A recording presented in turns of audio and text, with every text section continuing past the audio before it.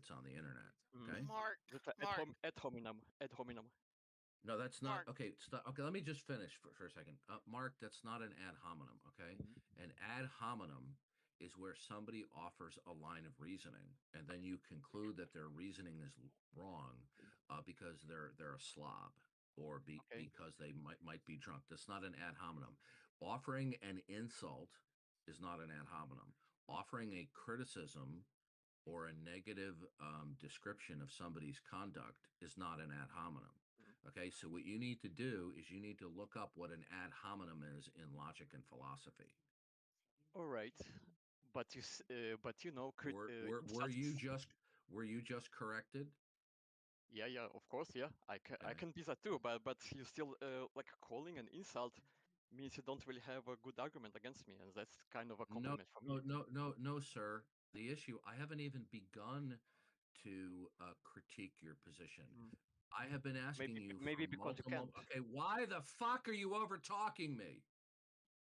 All right, I'm done with you. You're a moron. Okay. You don't Okay. have you don't have social skills. You Mm. don't exercise social skills, and you don't conduct yourself like an adult. I don't mind you disagreeing with me, and in fact, I welcome people to visit openly disagree with me because I can hold my own in a discussion and a debate. But you have been acting like an idiot much of the time I've been trying to talk with you. Okay. Because raising a voice is very social. Okay, you see, you're doing it again. Okay, either you're just a little, a little pathetic little troll, or you have a few screws loose. Okay, Mhm. so but it doesn't matter to me which one it is. So we're done, Mark. Have a nice day. You're a jerk. It's a night for me, not day. Yeah, you see my point? There you go. This is why. Okay, so this is why this is a sign that you are not an adult. Okay, you're a teenager. What's the sign? This. What's the sign? Where's the Okay, sign? goodbye, Mark.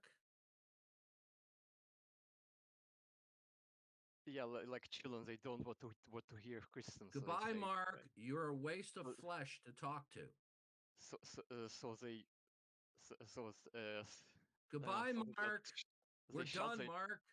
Did you get the memo? I don't have an interest as an intelligent adult, somebody who's old enough to be your father. I have no interest in speaking with you anymore because you want to double and triple down on being an ass. We're done, Mark. Mhm. I'm not even I've talk been to you. more than I've been more than patient with you. So you're either mentally incompetent or you're a Mhm. little internet troll and you're probably 16. Well, if it makes you feel good, then Mark, do you see me anyway. understand? I'm not interested in talking to you. If you continue to speak with me, I'll just turn your mic down to 10%. No, we're not going to do that, but we can decide to redirect it. Do you have another topic? Okay, so I'll continue and explain to everyone else in the room, but I'm not going to have any further interchange with this idiot. Okay, Okay. Mark, Mhm. he doesn't want to Um, engage with you. If you want to speak on okay. what he's talking about with someone else, then you need to wait your turn. Don't interrupt. And Okay. Darth, we're going to hold up on the personal insults. Okay, that's fine. Thank I you. don't need I don't need to give them once idiots stop. They reveal Okay. themselves. Okay. All right. So the rationale from an invisible dragon in your basement or a teapot orbiting a planet or an invisible teapot for that matter is we tend to hold to the position that um, something does not exist if it did exist and there was a rational or reasonable expectation that there would be some type of evidentiary support for that. And in the absence of it, we will then conclude it doesn't exist. But this analogy doesn't carry over to God because they're going to have to tell us in order for the analogy for an invisible dragon in your basement to work, you're going to have to say, well, what would the evidence that you would necessarily expect there to be if there was an invisible dragon? Okay. Excuse me, if God did exist, but that is not there. Well, they have no answer to that. What are they going to say? Peace on earth, goodwill toward men, right? So this is a kind of childish, pseudo-philosophical response that many atheists have picked up on, but it's a fallacy. It doesn't hold water. Okay. Another thing is this: when they say they don't believe in God because it's like believing in an invisible dragon or an invisible teapot, implicit or inherent in what they're saying is that the world that they are surrounded by, all the temporal states, are not necessarily indicative and revelatory of God. Well, they're going to have to make a case for that. Okay. They don't have the luxury of pretending either to themselves or others that they're in a position of neutrality, which is a default position where they're just unconvinced. Okay. Now, when somebody invokes God, right, we should only invoke God if and only if um, we appeal to the fact that God himself has taken the initiative to reveal himself through his creation and in an undeniable way. Short of that, people should not be invoking God. So we can prove that God exists, but that doesn't mean that we will persuade people who fundamentally are committed that they don't want God to exist. Because even in the presence of proof that something is the case, one will say that they are unpersuaded because they have ulterior motives that they may or may not be transparent about. We can show that unbelievers in God have ulterior motives when we, by going through their bullet points of why they don't believe in God and showing that each one of them are not rational, that they simply don't hold water. So then what they are left with is they no longer have bullet points to offer that God does not exist. Typically, what they will do is they will represent their view that God does not exist. They'll say, yeah, I hold to the position that God doesn't exist. And you say, okay, how is it that God doesn't exist? And then what comes out of their mouth is a verbal representation that their mind has insufficient information to positively conclude that God exists. Well, that's not a defense that God doesn't exist, nor do they ever defend that the world around them cannot and does not reveal God. Okay. But they're not accustomed to dealing with people that are a higher intellectual level, philosophical level, to eviscerate their childish reasoning. And it is childish reasoning. Even atheists with PhDs, even philosophers that I've actually talked to use childish reasonings. Right? Say, how is it that God doesn't exist? They'll say, well, I don't have a good reason to believe in God. Well, that's a non sequitur. I had a professional atheist with two earned PhDs actually say that to me. I said, I basically, and they weren't in these exact words, but I'll paraphrase it. The fact that you have a mental state of ignorance toward the existence of God, it doesn't follow from that that God doesn't exist or a creator doesn't exist, right? So when they actually have all of these bullet points that God doesn't exist, that are colossal failures, they don't hold up upon examination. They always persist in their not God belief.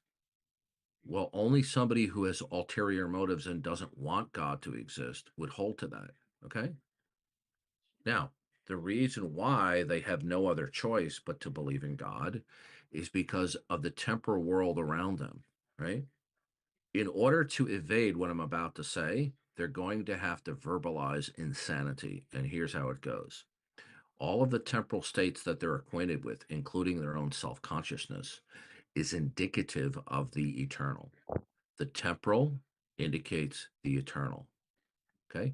Either the temporal indicates the eternal or it does not. It's a true dichotomy. If the temporal indicates somehow and in some way the eternal, then there is a metaphysical worldview or ontological basis as to why not only the temporal exists, but in some way or some sense that it has some intelligibility. Okay, that there's a reason as to what dictates what is, can be, and cannot be. But if somebody rejects the notion that the temporal, the tree blowing in the wind outside your window, does not indicate the eternal, then there's no rhyme or reason whatsoever as to what or why a tree is, or for that matter, treeness or wind or blowing. Okay? So in other words, treeness is because of I don't know, or the wind blowing in the air is, well, because I don't know. Everything would be based upon I don't know. Okay? So, like for example, in some video games, it allows the characters to push a button to produce a hologram of themselves to distract the enemy. Now, the enemy sees a visual representation and concludes a actual or an ontological state that just simply isn't there. In other words, their rational conclusions, the intelligibility that they think actually emanates from that visual representation is simply not true. Okay. Now, this is just an analogy. Now, either it is the case that the tree blowing in the wind or temporal states are what they are ontologically, meaning in the nature of being, because they ultimately derive and depend upon that which is the eternal, meaning that which is absolute, self contained, does not begin to exist, but in some way produces the temporal. And that is why the temporal comes into existence and remains in existence. Okay. Now, some unbelievers are willing to acknowledge what I'm saying about the eternal, but they don't want the eternal to be God. But there's a little twist here. The eternal or temporal things can only be indicative and revelatory if the eternal, if and only if the eternal was an agent and had the character set to implement and to sustain the temporal things indicate the eternal. So either temporal things indicate the eternal, which is the mind of God, by virtue of his that he has a plan and a purpose for temporal states, and hence trees blowing in the wind, or not. When they dismiss that the tree is the product of God's eternalness and his mind, his purpose, and his plan, then there will be no eternal state that they can put on the table and defend is actual as a foundation within their worldview, which gives an account for what any temporal state actually is. And if they cannot give an account as to what anything is in part, let alone in whole, which nobody can do, only God can do that. If they cannot give an account of what something is in part, then temporal states completely lose any intelligibility. And therefore, every statement, every proposition would be absurd. Nothing could mean anything, including the human mind that they think projects meaning onto things. So what we have here is a true dichotomy. It's A or not A. It's not A or B, where there might be a third possibility. It's either A or not A. That dichotomy is either temporal states, temporal things are indicative of the eternal, and therefore they are what they are by virtue is that they derive and depend upon the eternal, or not. Okay? And that eternal thing will have to be recognized and accepted to be a mind that the tree blowing it in the wind is what it is because it derives and depends upon the mind and the purpose and the eternal plan of God. Reject that, and you lose your ability to defend anything else. Now, what's interesting is this. Mark said he doesn't believe in any invisible dragons in his basement. Now, Mark made a mistake here because he's not experienced on this issue. Okay. Is my mic still working? Yeah, You're Yes. audible. Okay.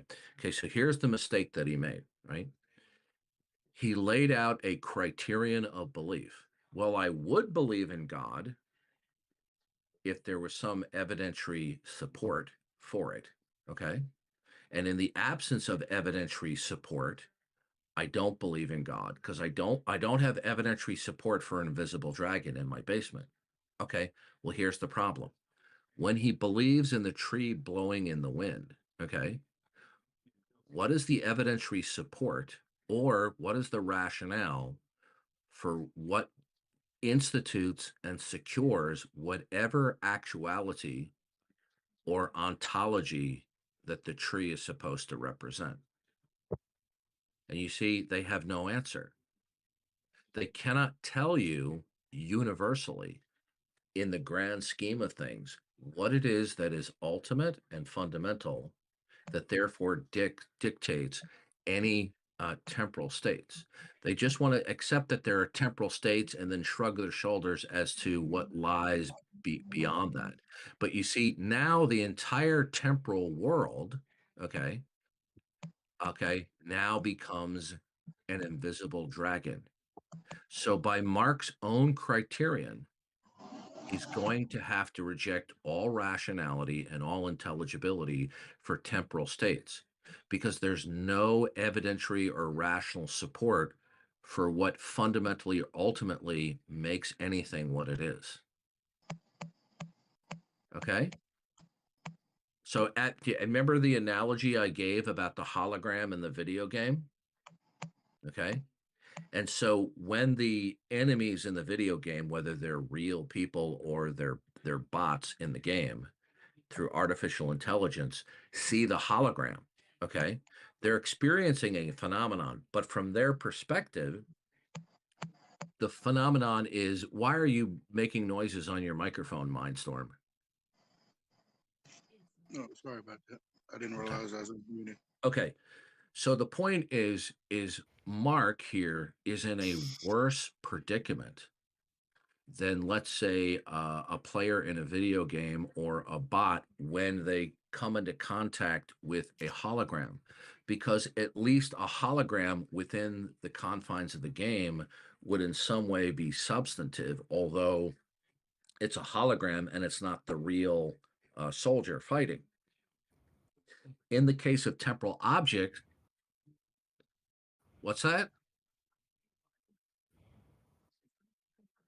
No, that's not what I'm saying. What I am saying is, in the analogy of the hologram that is temporarily put on the screen for either the AI to see as a distraction, at least the hologram itself would be real.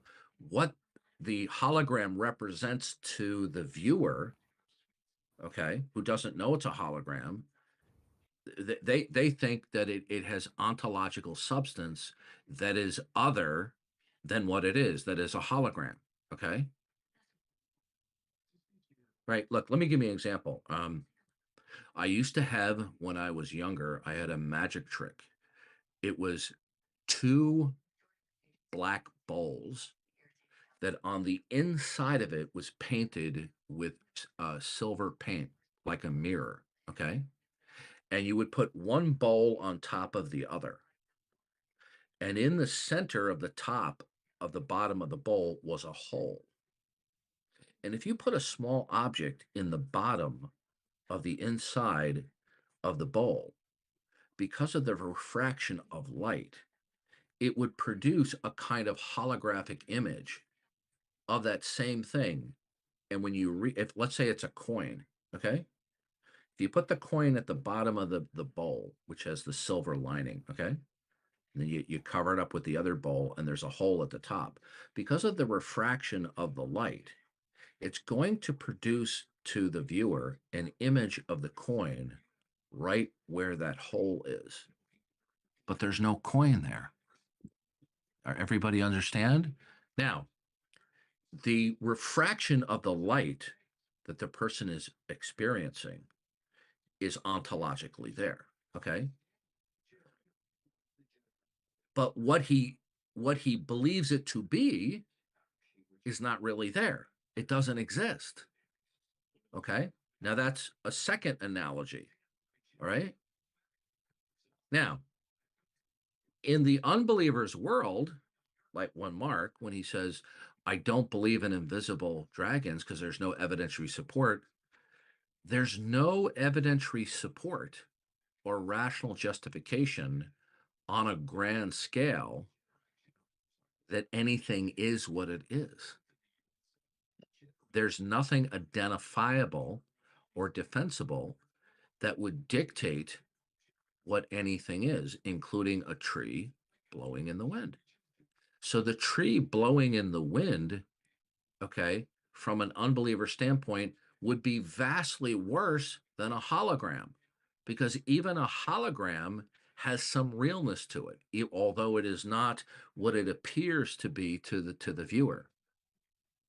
So Mark's own criterion that he disbelieves in God because he thinks God is the same as an invisible dragon, he's going to have to disbelieve that there is any ontological status to anything, because there's nothing that institutes the ontological status or nature of being for any so-called temporal object. The temporal object would be vastly worse by orders of magnitude than a hologram. Okay. So do you realize, and I don't think Mark's going to get this, but do you realize I've taken your own criterion of belief that you use to dismiss God, and I've applied it to your belief in temporal states? But there's no evidentiary or rational support as to what or why temporal states are. So you have no reason to believe that anything is what it is. Just a few notes. I don't think I said that I don't believe in God or in dragon, but okay, I don't think you got it. You said to me, you don't, and by the way, I'll give you a second chance, but you better up your adult game here, okay? Or we'll Right. end this quickly. Now, you said you don't believe in God in the same way you don't believe in an invisible dragon. Well, is that okay? So you're giving me a criterion, right? No, I didn't say. I said I believe. Okay. What I meant by it is I believe in God's same way as I believe in dragon. Yeah, invisible but But you, touch, but but you probably like don't the ones that but you exist. don't believe that there are invisible dragons, do you? Um, was I don't Mark, well? Mark, Mark, Mark, What if I believe? What if I? listen to me, Mark, I'm Okay, not let me trying to answer. brag. Okay, Mark, listen. I'm not trying to brag, nor am I trying to um, put you down. But I think I've demonstrated that I have a mastery over the topic, and you have no idea what you're talking about. And I'm Not not really. fast. I'm not. Okay, Mark, okay. You told us, okay, that you don't believe in God for the same reason you don't believe in an invisible dragon in your. Okay, what happened? Why is he mute?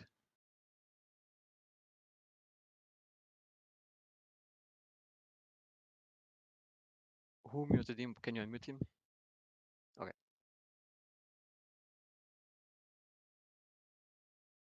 Hello.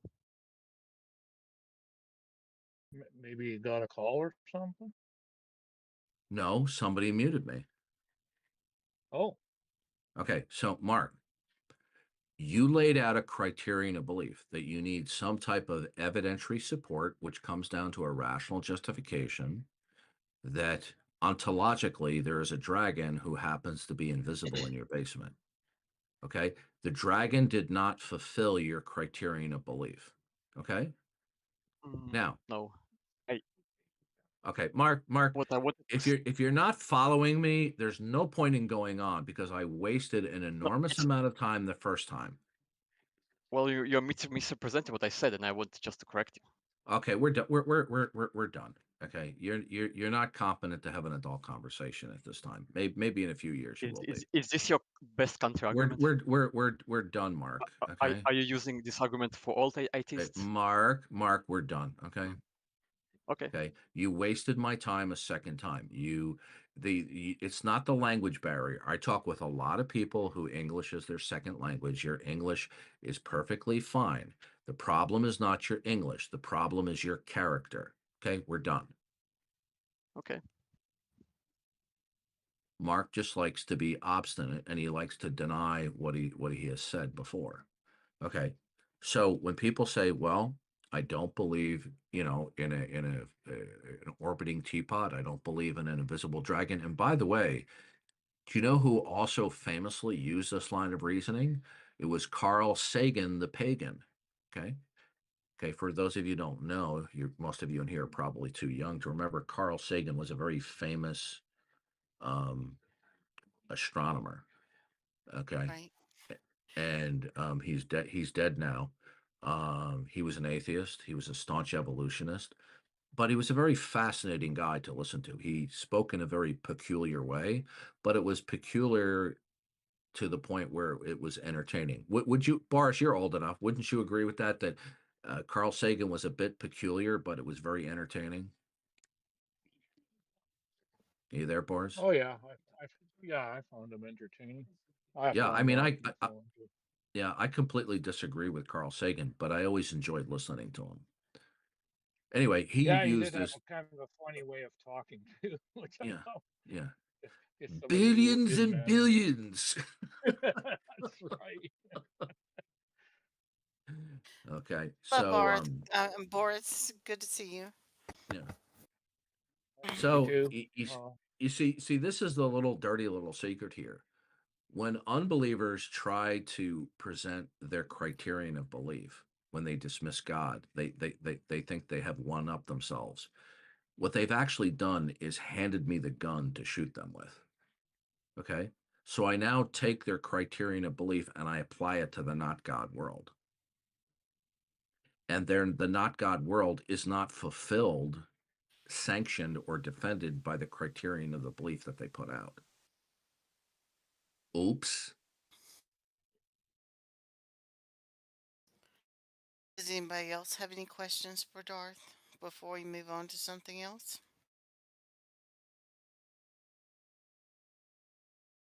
Thank you for joining us.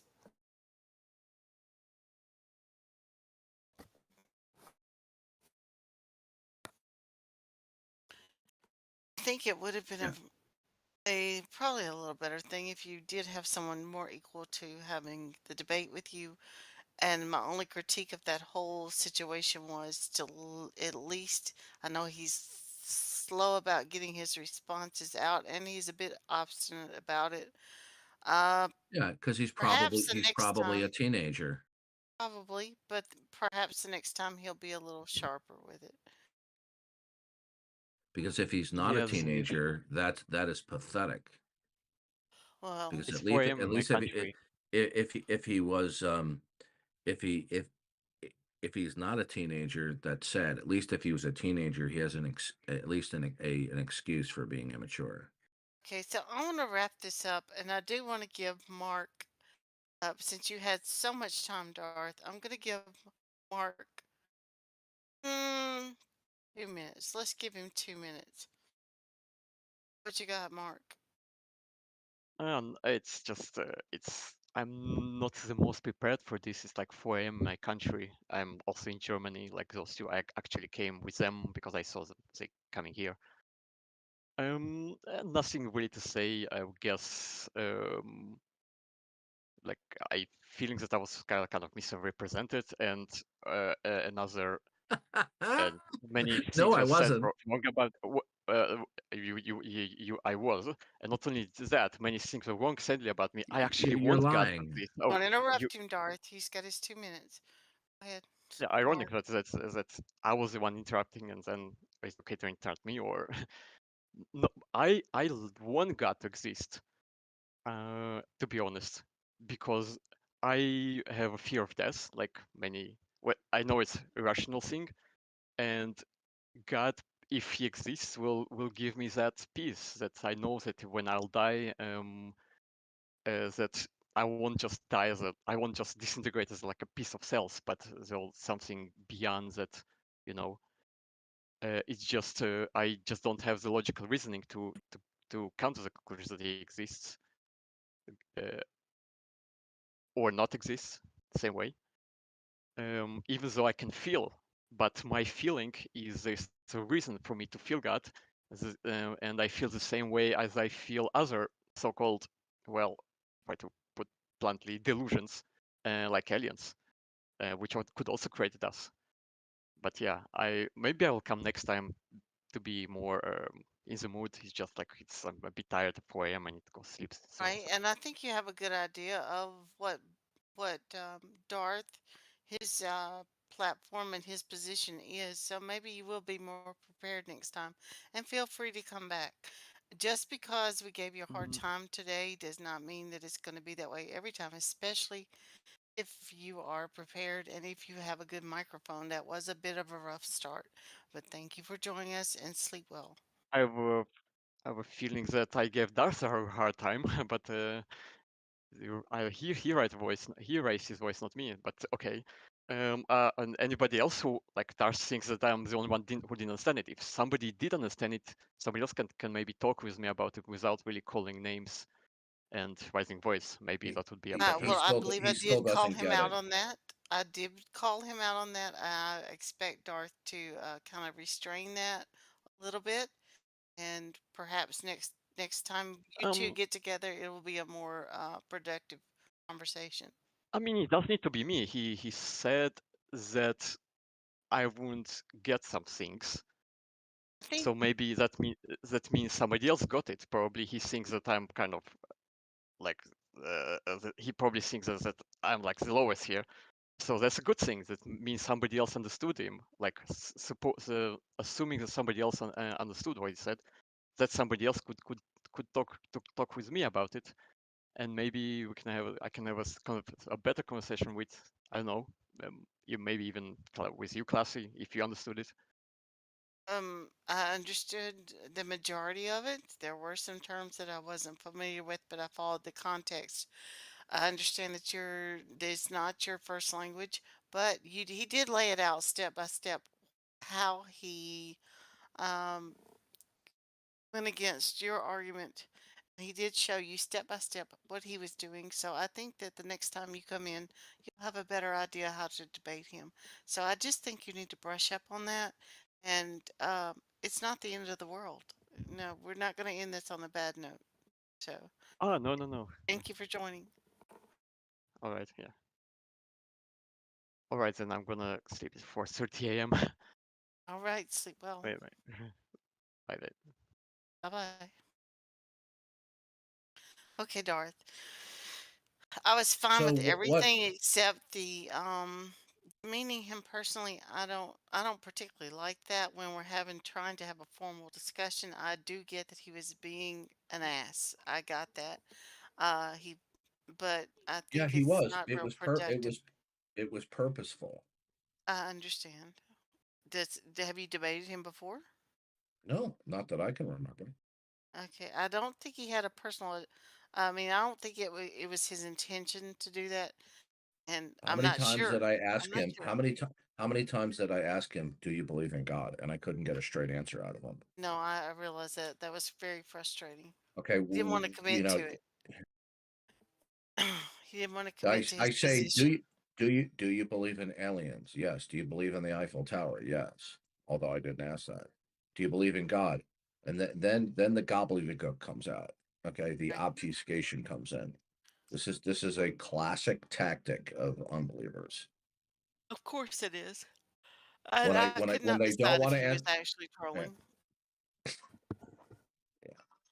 I'm It's a sorry, I didn't classic mean to. tact. It's no, it's a classic tactic that they pull out obfuscation when they don't want to answer questions, or they play dumb.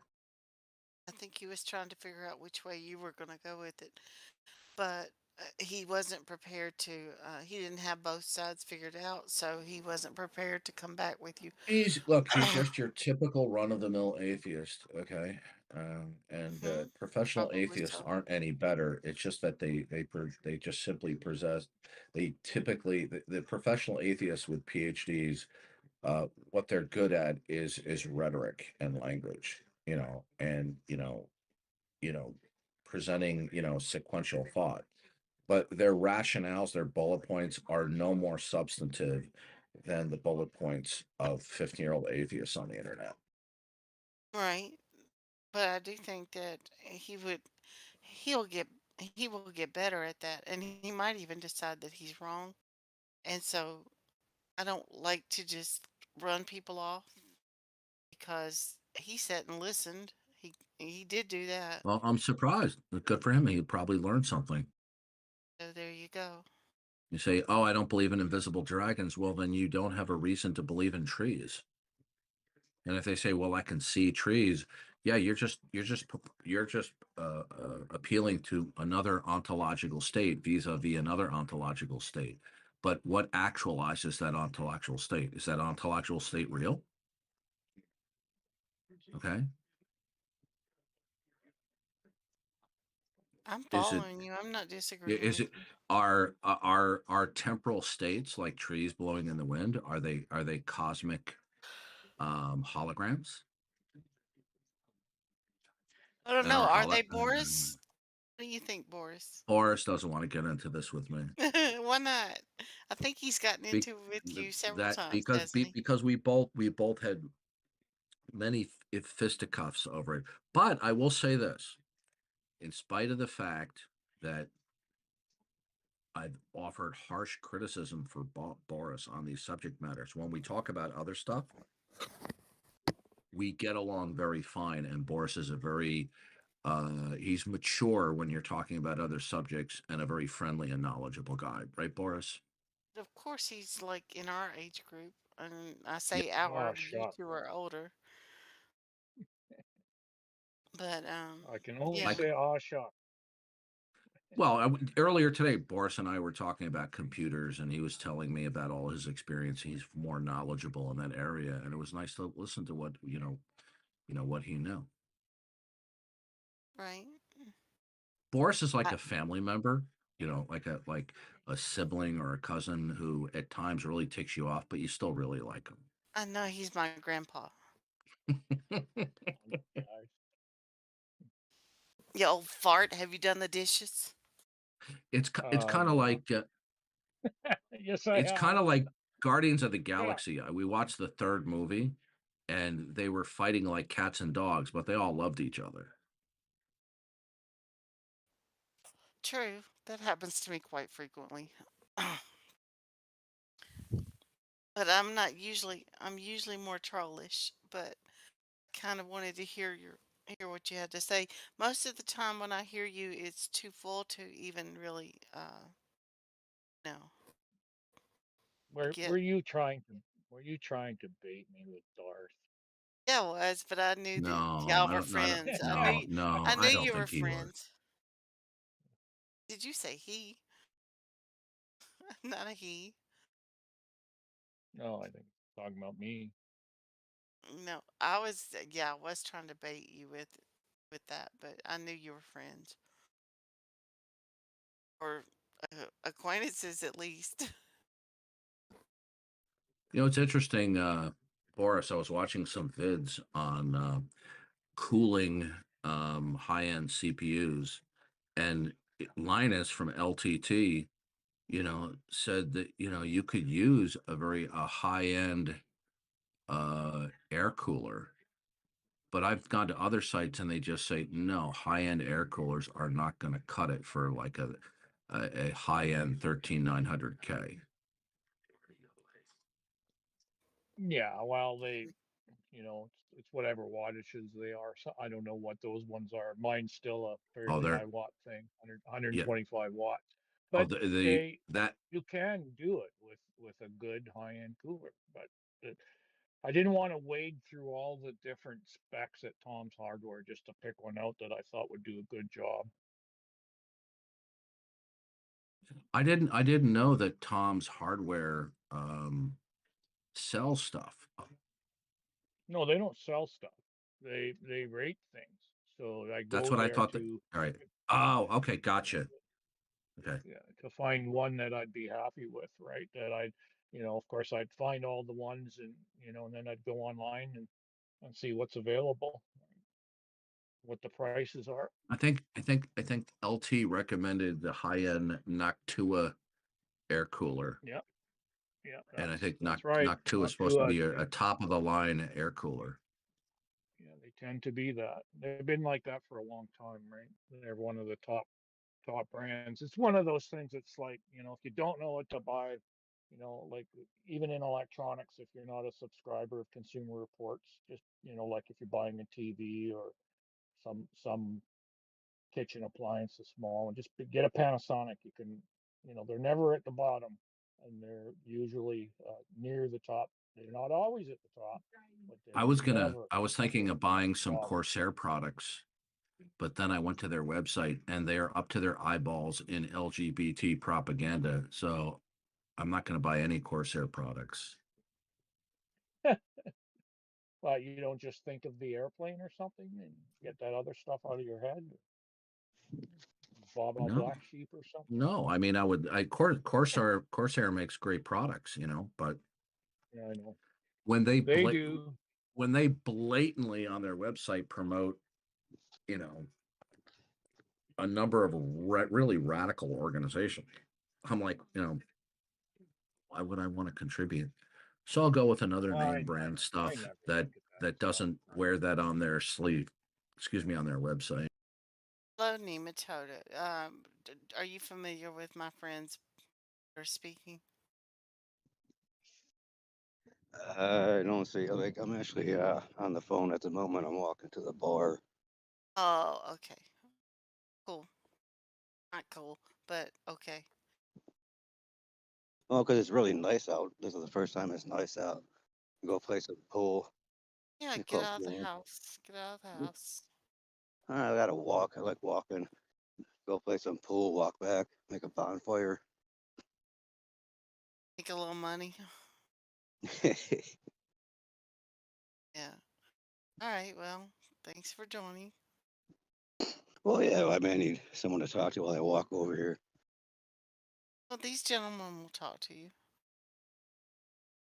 I'm moderating just a little bit. No, there's not much to moderate at the moment. Hello, Rowdy. Well, trust me. Well, once I come back from the Yo, bar, there'll be much to moderate. Oh, okay. I'll thank you for the warning.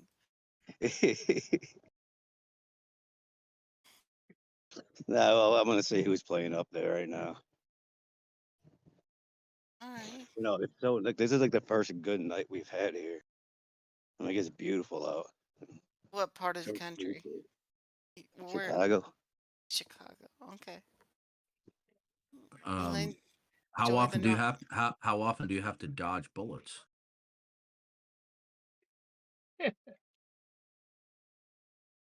No, it's not that bad. No, not at all. Not with Mayor Beetlejuice. By the way, I lied when I said I didn't believe in aliens. Mayor Beetlejuice is evidence of aliens. Rowdy, you had something to say? no, no, no. I was just laughing. Oh, I'm sorry. Chicago's terrible. Well, the reason why there are these killings day in and day out, week in and week out in Chicago and other metropolitan areas is because they're Democrat-run cities. Yep. It's Pretty the el- much. it's the elephant in the room. Look, most of you probably aren't old enough to remember, but in New York City back, I think I'm trying to remember what year it was. It was when David Dinkins was the first black mayor, and he was a radical liberal. Okay.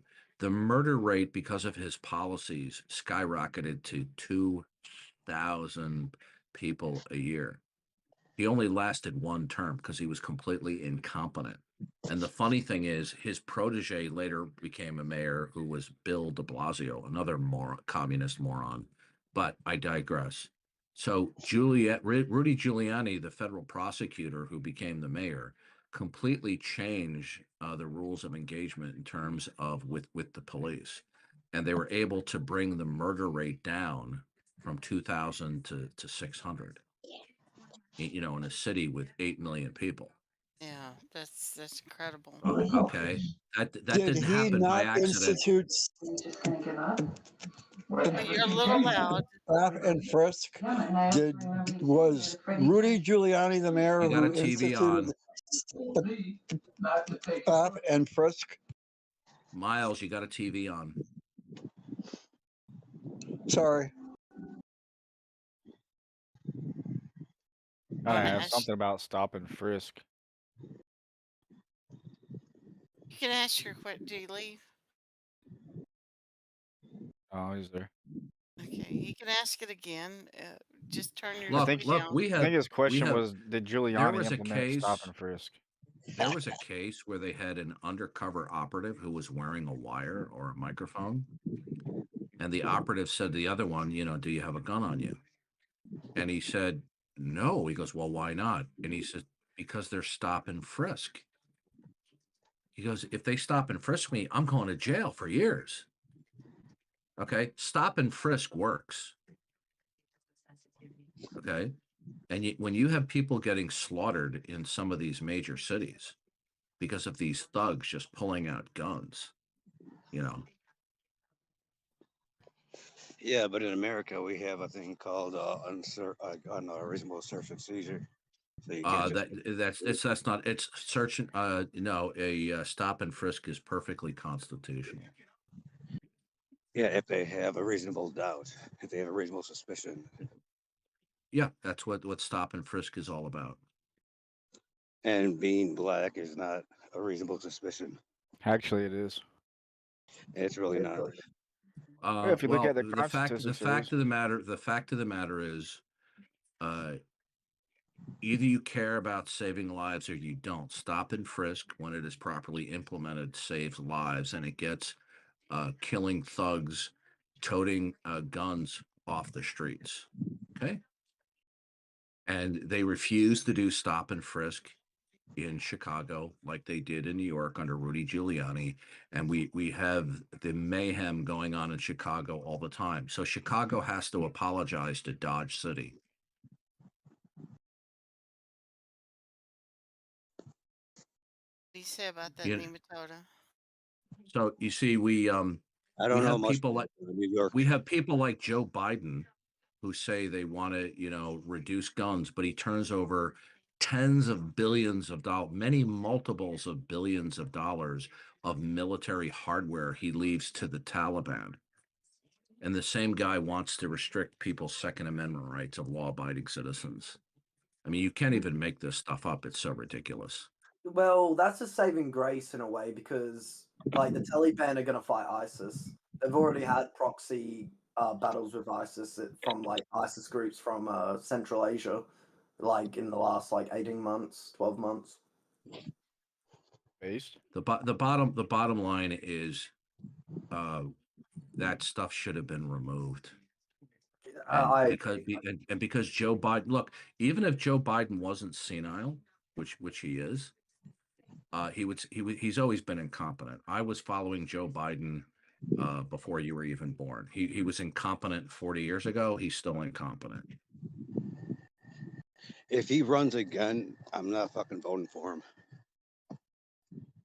Well, he has every intention of doing so. I voted for him once and I fucked up. Yeah. Yeah. I think we're all in I agreement would on that even one. vote for him. Crazy. Yeah, I'm there's kind usually of glad. where I'm at right now, there's usually this fucking dog. They let their dog out. It's a fucking pit bull. I gotta watch out for him. I'm kind of glad he won though because the reactionary right kind of reacted and it made things better in a way. What are you even talking about? Oh, basically, I like the polarization that happened after Biden won in 2020. You're not being specific. Well, I want a fucking revolution. Basically, that's what I'm saying. With what's the end result? The end result, well, maybe I could afford an actual mortgage. Like maybe I could actually have a society where Sir, listen to me. I'm What listening. country are you in? Australia. Okay, well, you got your country is dominated by the left. Okay. Well, yes, correct, but since the 60s, Commonwealth countries are culturally more left-wing than the US because we don't want to be Good. like Hey, you like earned it. You earned it. Your country voted them in, and this is the policies that you get. Okay. The left typically, whether they admit it or not, want to reduce competition and free enterprise, which always produces, with some exceptions, abundance. Okay. Now, when you have free enterprise, not unrestricted free enterprise, we don't want people dumping mercury or chemicals into our, rivers and things like that. But when you have people who are allowed to freely pursue their interests, without exorbitant taxation and odious government control, this produces abundance. I am 61 years old. And do you know that every time I have walked into a supermarket in my entire life, with the exception of the COVID situation, there was always an abundance of stuff on the shelves. Okay. Why? Because there's free enterprise. Okay. And that the left in the United States hasn't able to get their tentacles in even deeper than they would if they could. Okay. So when it comes to real estate or any other products, okay, free enterprise, vigorous competition, it increases supply, increases quality, and it helps to bring down well, you're making all prices. right, sorry to cut you off, but you're making an argument for capitalism to its extreme. I think Of capitalism course, unchecked is harmful. I do like a free I didn't hear market. what you said. I didn't hear what you said. You feel capitalism is what? I feel I feel I'll like talk to you guys later. I'm at capitalism the bar. Yeah, can you not talk over him so I can hear him, please? It's fine. I feel like capitalism left to its own accord can be harmful because it encourages consumerism. Like the cheapest fast food is fast food that's not very good for you, for example. And So what? That people should have free. Look, did I see you smoking? yeah, but like Okay, Uh-oh. yeah, you like smoking? Well, yeah, you're choosing to do something that's unhealthy. But here you want people to be restricted in terms of what they eat. Is that a beer? no, it's Is zero that is sugar. that is that alcohol? No, it's zero sugar energy drink. Okay, all right. Zero Here, here's sugar. here's here's a guy who's sucking on a cancer stick. He knows it's bad for him. He knows that it's going to come and bite him in the ass in a couple of decades, and he wants to complain about allowing some fast food place to sell greasy food. Hey, everyone who walks into those food and orders that stuff know that it's not as healthy than going into a salad bar. Yet he sits there and smokes on his cancer stick and wants to restrict fast food places. Based. But but like I need to cope, okay? You know what the fuck I do for work? Like I carried couches and drawers up to like a fucking 3-story building yesterday. Like Good for you. I used to do that. That's hard work, and I salute you. How old are you? 22. Okay, yeah, I did that when I was your age too. That's hard work. Okay. And you lived to tell the tale of it, Do you, didn't do you you? think do you think do you think your parents were able to get a mortgage on a house when they were 22? My dad did when he was 29, but the housing market's like quadrupled since then. Yeah, So well, it's they not- had there was less socialism and leftism implemented in your country then as it is now. um yeah, I mean we got more government housing now for like people to like be on government housing that can't afford their own private rentals. Look, I love your country. I love Aussies. I got nothing against you guys. I would love to go there someday. But the liberal politics there is every much as disgusting as the liberal politics that goes on in my country. Of Okay, course. and don't be short-sighted. Okay, these public policies of the parties have a direct effect upon markets, supply and demand, affordability. Okay, everything the left touches, they ruin. Okay, with rare exceptions. They always think that and by the way, they keep on promoting this global warming crap, which is complete pseudoscience garbage. It's just a rationale by which they can ramrod new legislation. You think things are bad now? Let them have their way with their global warming crap, and they're gonna tax and they're gonna restrict everything that they can. Okay, every opportunity. Look what happened in the United States. Look what happened in your country with COVID. How the draconian practices of the leftists in power, how they acted. Look in the United States, in states that are democratically controlled, how they dealt with COVID versus states that weren't democratically controlled and how they dealt with COVID. Okay, look, there is no perfect party. There is no perfect system. Okay, but one political platform is less of an evil than the other, and the left is far worse than the right. If you want prosperity in the future, stop voting for leftist candidates. Vote for people who are conservative or who are to the right. But you don't understand the fundamental issue though, like about that. If someone's like 30 or 40 or even maybe mid-20s, they work in labor like construction, they move couches or whatever, they make minimum wage, they don't have children, they're going to be incentivized to vote Democrat or vote liberal or whatever. You know what I mean? Like, because the Democrats are like bribes, well, not bribes, but they offer more like worker rights. Yeah. Kind of stuff. When I was your age, I was moving furniture. Okay. And after doing that for almost a year, I just said, you know what? I don't want to be doing this years from now. And so I looked for other avenues of training and education so I could work up to higher pay levels. And I did. Okay. If you think you're gonna look to the left in your country or in my country, I know. where they're was gonna playing raise all ships, it's not gonna happen. I was playing devil's advocate, by the way. Oh, I know. You're listen. We have a slight disagreement, but I'm cool with you. You're a nice guy. Well, that's good, Mr. Dawkins. How are you doing tonight? I am doing fine tonight. I wish we could have had more productive conversation with that other Mark guy, but he didn't want to have it that way. You missed it. I was explaining to him why the very criterion that he used to dismiss God, I used that against him.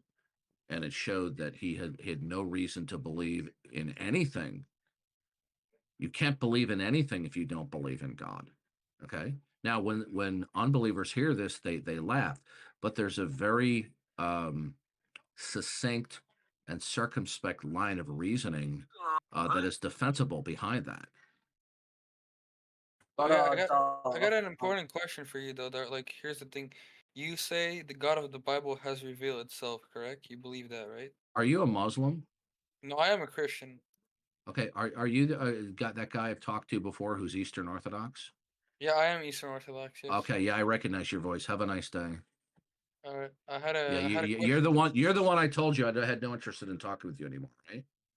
Why are you running away? Okay, so you just confirmed it. Thank you. Have a nice day. You're done. Why? Because you have engaged. Because you see, didn't think I was going to remember, did you? Oh, I know you were gonna remember, but it's fine. Yeah. Okay. Good. Hit the road, Jack. I don't want to talk with you. You blew your opportunity. I asked you not to. I asked you not to troll and not to stalk. You decided that you wanted to engage in trolling and stalking. I asked you multiple times to stop. Did I not ask you to stop doing that? Yeah, but now I was asking a serious question. Hit the road, Jack. I don't want to talk with you. Is that how Hit the you road? treat The road, Jack. Hit the road, Jack. You know what? You blew your opportunity. You act like a complete horse's ass. You engage in multiple trolling and stalking. Hit the road. Just leave. Why don't you just leave, Seraphim? He doesn't want to talk to you. Listen, I was very friendly. I was gonna ask Dart a question. Yeah, he's completely ignoring. You're not gonna get an answer. I told you because you're a troll. No, I'm okay here. Seraphim, you can stay in VC. Just be quiet, because I actually want to ask stuff. Something. Darth, you want like no regulation and no taxes and all this other shit. What? Say that again? Well, you said you don't like the regulation by the left. So No, I'm that's not what I assuming. said. I am not for the abolition of all regulations. I am not for the abolition of all taxes. Some regulations are necessary. In Okay, order good. that's I said I am opposed to unrestricted capitalism. Oh, I okay, believe good. in a Ah, that's I good. That's believe in good. a, I believe in a certain amount of regulation is important. Okay. But the Democrats, at least in my country, never met a regulation they didn't like. Do you know what these asses are doing now?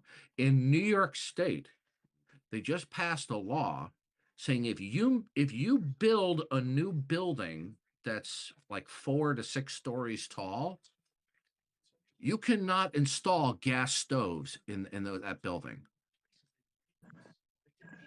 It's completely asinine.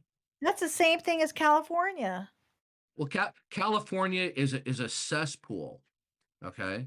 Why? Amen. And by the way, let me just qualify that. California is a wonderful state. There's a lot of wonderful people in there, but there's also a lot of bad people who keep on voting in people like Dianne Feinstein or Camel Hair Oy vey. Harris or Gavin Greasy Hair what's his name, Newsom. Gavin Gavin Newsom. Newsom. Gavin Newsom. Yeah, I don't Yeah, vote for He's the them. best. I don't vote for them, but I'm my still with them. sympathies that you have to be there. Okay, Gavin Newsom. It's Scumbag. awful. I mean, on steroids. Yeah. Hello, Mr. Here's Oh, Darth. yeah, and you Can want to know I? something? And you want to know something? I'll go a step further. The I had a the question for you, Democratic. Darth. Okay, be quiet. I'm going to turn Excuse you me. down. Okay, go That's somewhere against else. You're a server rule. troll. Excuse me, sir. That's Okay, against so server the rule. Democratic Party in the United States is now committed to pedophilia. Okay, and so they need to be True. called out for what they are. They're a bunch of pedophiles. That's true. Yeah, dude, that was a much waste of freaking time walking there. All the freaking pool tables are taken by a fucking reserved party. We got a nice little fountain. That's why I call them the pedophile left when I No, reference the they left. are. Marjorie Taylor Greene, like her or not, she called out the Democratic Party. Leslie Stahl asked her about this. And when All she says, 60 well, minutes. why are you calling the Democratic Party pedophiles? And she gave the details why. And Leslie Stahl was gobsmacked. She didn't know what to say. In retort, she didn't say, well, that's not true. I don't know about this. Why are you saying that, Darth? I don't know about this. The Democratic Party in the United States, with some individual exceptions, supports child grooming, child sexual mutilation of their bodies because they're mentally confused. Oh, you're Okay. talking. Okay, I see. Okay, Yeah. this is worse than your run-of-the-mill dirty old man on the corner pedophile. Okay, so the Democratic Party now stands for mental derangement to be normalized, and that people who want to call mental derangement what it is, mental derangement, okay, mental illness, like men dressing up in women's clothes and pretending they're women, okay, the Democratic Party not only approves this insanity, but they want to label that those people who oppose it as the problem, okay, and they want to groom children in the lowest age levels, okay, and they want people in our military to have to salute men in women's clothing. I mean, it is insane. Yeah, and especially the sports, that they're competing, There you go. Yeah, that's craziness. It's crazy. Yeah, but, North Carolina, actually, they passed that, I believe, in the House. I don't think it's going to pass the Senate, where it's basically to block transgender people from playing in sports. Well, a word of advice to everybody, okay? We need to stop using, myself included, the word transgender. It's a propaganda term, okay? Just like the word gay was a propaganda term, and people in the English-speaking world fell for it, okay? They should have retained the term homosexual, okay? Because it had moral connotations. Back in my day, gay meant something else. We just fag. Like, in my day, fag meant something different. I just call them trannies. They really hate that. Well, It's I like when we did see that the on Tiefler. I did that when we on a see the thing that YouTube, some and fucker that's and it different. He's a fucking fag. I mean, well, we anyway, didn't need it the so same way that you guys did the bottom line, it's beginning to backfire in the United States. Look what happened to Bud Light. I don't condone that. Listen, I don't condone those languages, okay? Don't ban my YouTube, okay? I don't condone the languages. That's context. Chill. Please, Susan Wojcicki. Please. Back to regular schedule program. Trying to propagandize us in their campaigns, in their stores, and in commercials to accept people who are mentally twisted. This is insane what's going on. What is going on with the board of directors of some of these companies?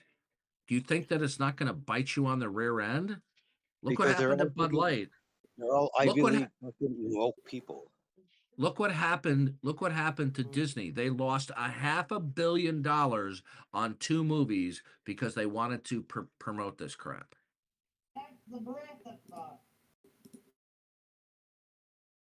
That's right. Bud Light made me go Oh, Buzz sober. Lightyear and what other one? I'm Hey, laughing. when I am you laughing every day when I see how badly Bud Light is being hit. I mean, it's really bad. Yep, I know quite a few people were boycotting. We're never I giving don't up. drink beer. I'm actually hostile. If I was king, I would make beer illegal. But that's another issue. So, but setting that issue aside, it doesn't, whether it's beer or whether it's Coca-Cola or something like that. You know what?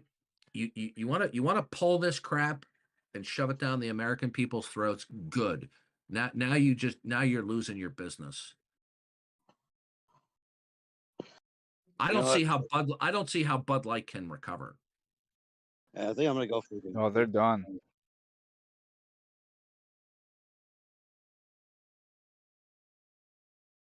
Oh, stop with your conspiratorial crap. Yeah, that's ridiculous. No, what they're doing is that the LGBT Gestapo and mafia is highly funded in some of their organizations, and they've been working for years behind the scenes trying to infiltrate these companies and set up liaisons with these companies, trying to motivate all of these companies to do pro LGBT alphabet soup, sanctioning, right? This isn't happening, but do you think these companies are just simply doing it out of the goodness of their own heart? No, they're not. No, I'm not. That was a rhetorical you. Yeah, that wasn't directed at you. Yeah, and I don't care who you are. Calling them the LGBT Gestapo is an insult to the Gestapo.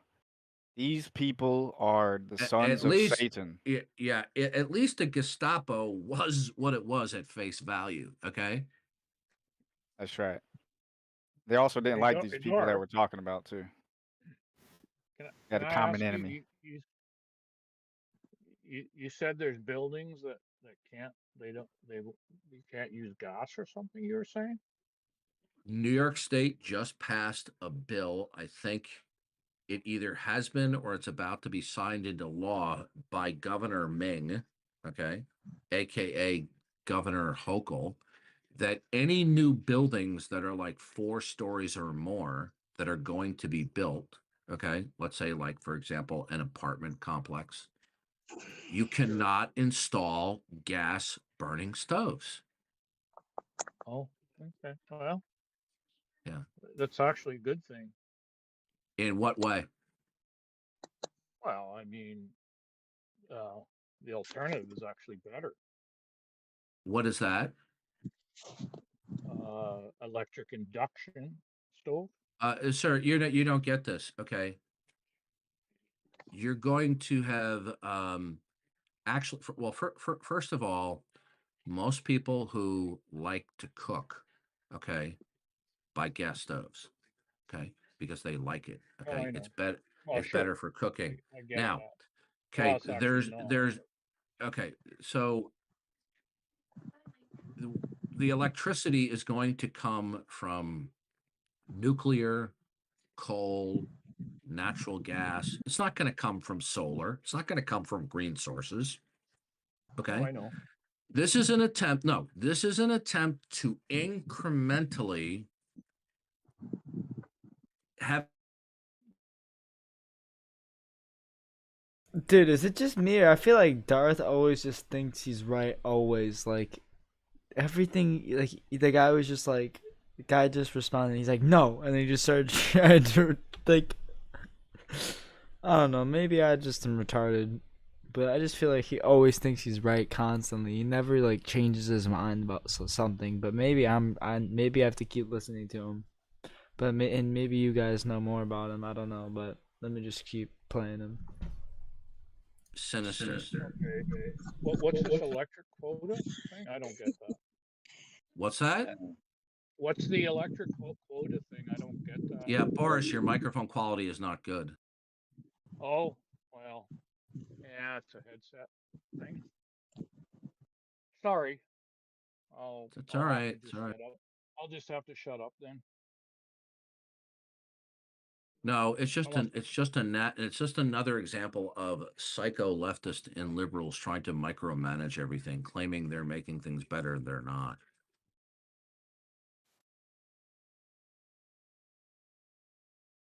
Yeah, I just switched it. Maybe this is better. I mean, yeah, that is better. I mean, do you recall Joe Biden said that when he ran for president, he wants to destroy all of the coal mines. He wants to destroy all of the coal. Where's all the energy going to come from? You see, these people are crazy. Okay, I'm not being joking here. These No, I people know. are crazy. They think that if they do some really stupid crap, like reduce the amount of oil drilling, if they reduce our capacity to use natural gas and to dig and burn coal, that magically this is going to produce a green technological revolution. This is fantasy land, okay? It's absolutely fantasy land. And look at the very people who are promoting this kind of stuff. Okay. All you have to do is mention their names to say these people are deranged. Nancy Pelosi, Chuck Schumer, John Kerry, right? I could mention more names as well. These people are not right in their heads. Okay, these people are twisted, and they think by blocking new coal burning plants, by blocking the production and the dissemination and use of natural gas, right? Etc., that this is going to produce a green revolution in technology. It's not. This is the kind of fantasy that you would expect from an eager 15-year-old writing a paper in junior high, thinking that their fantasy is going to come true because they mean well. Well, it is more efficient to produce electricity using the gas en masse at gas-fired power plants and use electricity in your place. No, Hang on, no. In fact, you lose. Okay, not true. okay. Hey, Boris. Do you know about the ratings of power supplies in the computer? Oh yeah, yeah, I Okay, do. and what is the fundamental rating of power supplies? It's the standard about their efficiency. Yeah, I know. Yeah. All right, and so when you transmit energy long distance, you lose a significant amount through inefficiency of the delivery. You don't lose that with the delivery of natural gas. Well, you do. First off, natural gas, the amount of energy you waste in total joules is way more than the loss of transmission. I don't buy that. I think that's just an Well, unsupportable claim. But well, even if let's- it with they're true, it should be the option. But then again, look, you're Canadian, right? Yeah, I don't know what Yeah, you that's yeah. got to do with Well, anything. you many of you Canadians are programmed by by No, socialistic tactics. I'm talking totally technical, Darth. I wouldn't be No, talking there's about no the reason that listen. Okay. This is look. Do you think that the Democrats, like Governor Ming, aka Hochul, and the other Don't care about Democrats? that at all. Okay, Don't give well, a shit. but sir, the reason why they're doing it is because they're trying to shut down various avenues of energy production. They're doing it on purpose. Okay, it's not going to work. That's their motivation. It has nothing to do with your efficiency claims. None whatsoever. Well, it actually is. If you technically, it's the right All thing to right, we're do. done. You're done. You're deluded. Okay, No, you are that's absolutely fine. deluded as to how nefarious No, the you left didn't. You is. didn't even give me a chance to tell you why. You just telling me I'm deluded. No, we're done.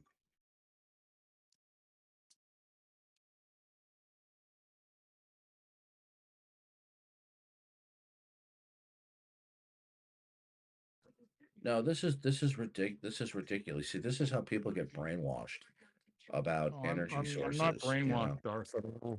No, you're not a stupid man, but you're buying up this crap that it's a Well, good thing to restrict, gas stoves. Energy We have an production and we, stuff we, is we have an going to be a big abundance. problem. Listen. There's no energy shortage. We have an No, I know. abundance.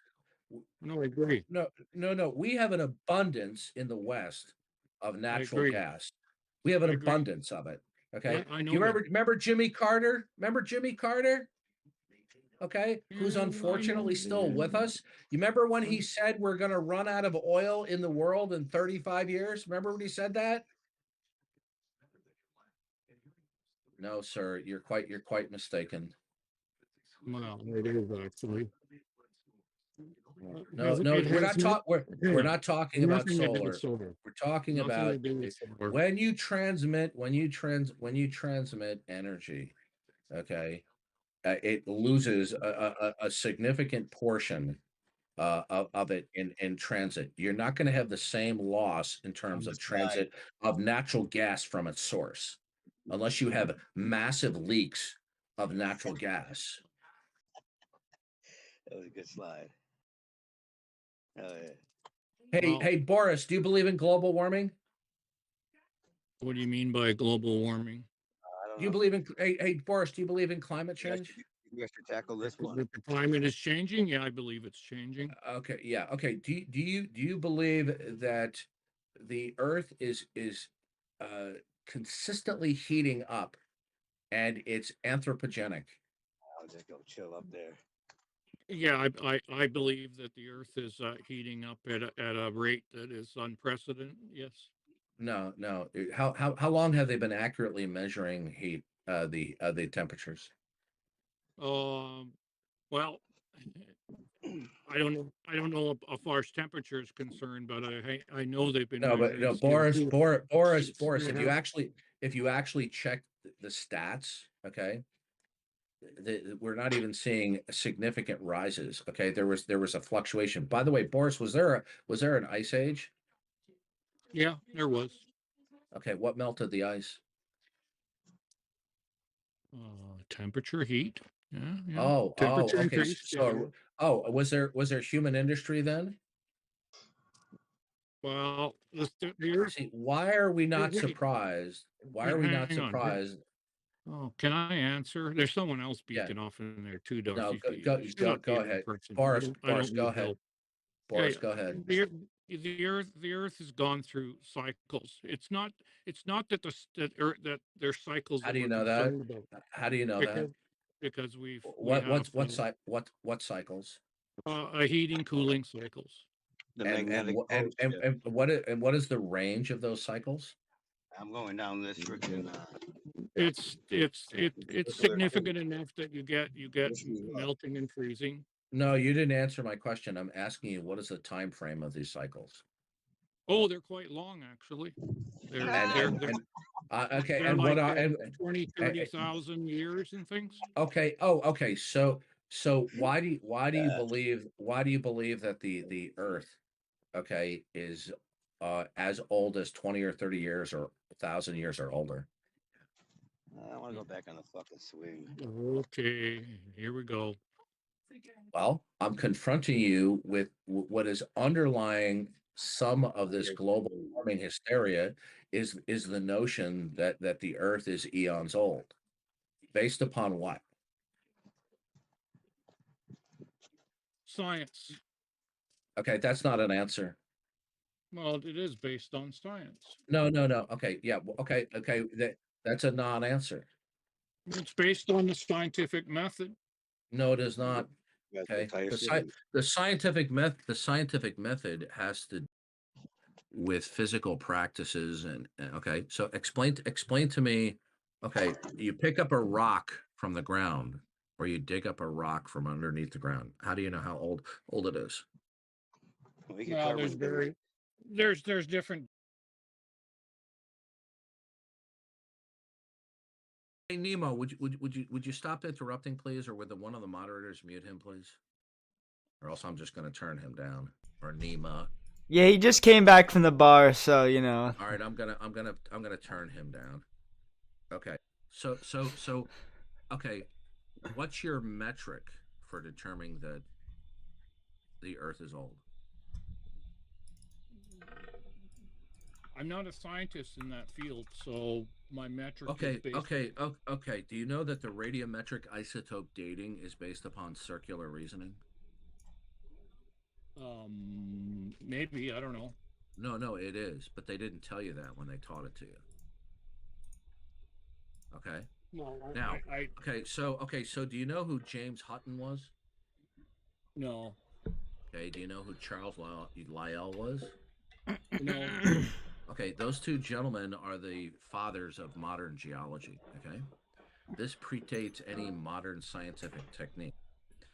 Both of them hated the creationist viewpoint. Okay, they wanted to overturn it. James Hutton predated Lyell. Lyell was influenced by Hutton, and Lyell significantly influenced Charles Darwin. Okay, now one of the secret sauces for evolution to happen theoretically is you need eons of time. Okay, within that conceptual framework, if you don't have eons of time, you're not going to have sufficient trial and error to overcome the frequency of error for mutations to build the genome of the animal kingdom. So Charles Darwin was influenced by Charles Lyell's theories that certain topographical features of the earth should not be interpreted being the result of catastrophic occurrences in the past, but are to be understood into terms of uniformitarianism. Uniformitarianism is a kind of ideological retrodiction, okay, but now they call it mostly actualism, okay, because actualism allows for a little bit of catastrophism, but it's pretty much dominated by uniformitarianism. Uniformitarianism is that the key to the past is the present, that certain gradual processes that we observe today are key to understanding certain topographical features that we find on the earth, so like sedimentary layers, mountain ranges, things like that. Okay. Uniformitarianism is not something that can be verified empirically. Are you aware of that? I don't know enough about any of that, but I'm Okay, not well aware. you can trust me on that, okay? They don't have a time machine. So what happened with Charles from James Hutton and Charles Lyell? They put out a different paradigm because they didn't like the biblical paradigm and they claimed it's quote unquote science. But it really wasn't science. It was just a materialistic paradigm or retrodiction claiming to be science, but there's no empirical endeavors to show that uniformitarianism as an interpretive filter or methodology is true. So Charles Darwin accepted this, okay? Because without accepting it, this evolution would have died on the vine. So Charles Darwin accepted the idea that the Earth was eons old, and therefore he had his secret sauce in part for evolution. Okay, so now we're talking about the late 1850s when he introduced the origin of species. Once that theory spread throughout academia and the world, okay, the world was ripe for abandoning the idea that this earth is a product of special creation and that the earth is just not it's not the product of a creator but it's just simply eons of materialistic succession, and that we can glean this by studying all of the stuff around it. Okay, once the theory of evolution became entrenched in people's minds, okay, moving from the middle of the late 19th century and into the 20th, they've already decided that the Earth is eons old. This is long before any so-called scientific methodologies. All of these different scientific methodologies already presuppose that the Earth is old in order to put these methodologies on the table. That's circular. Okay? And I'll prove it to you.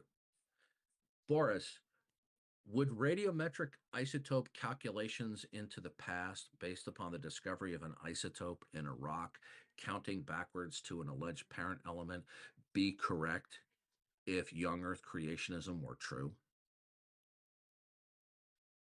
Probably not. Okay, so they wouldn't be. Now, can they falsify? Have they been able to falsify young Earth creationism? Well, no. But young Earth creationism is rejected because they accept that the Earth is old. And because they accept the Earth is old, they therefore consider that falsifies it.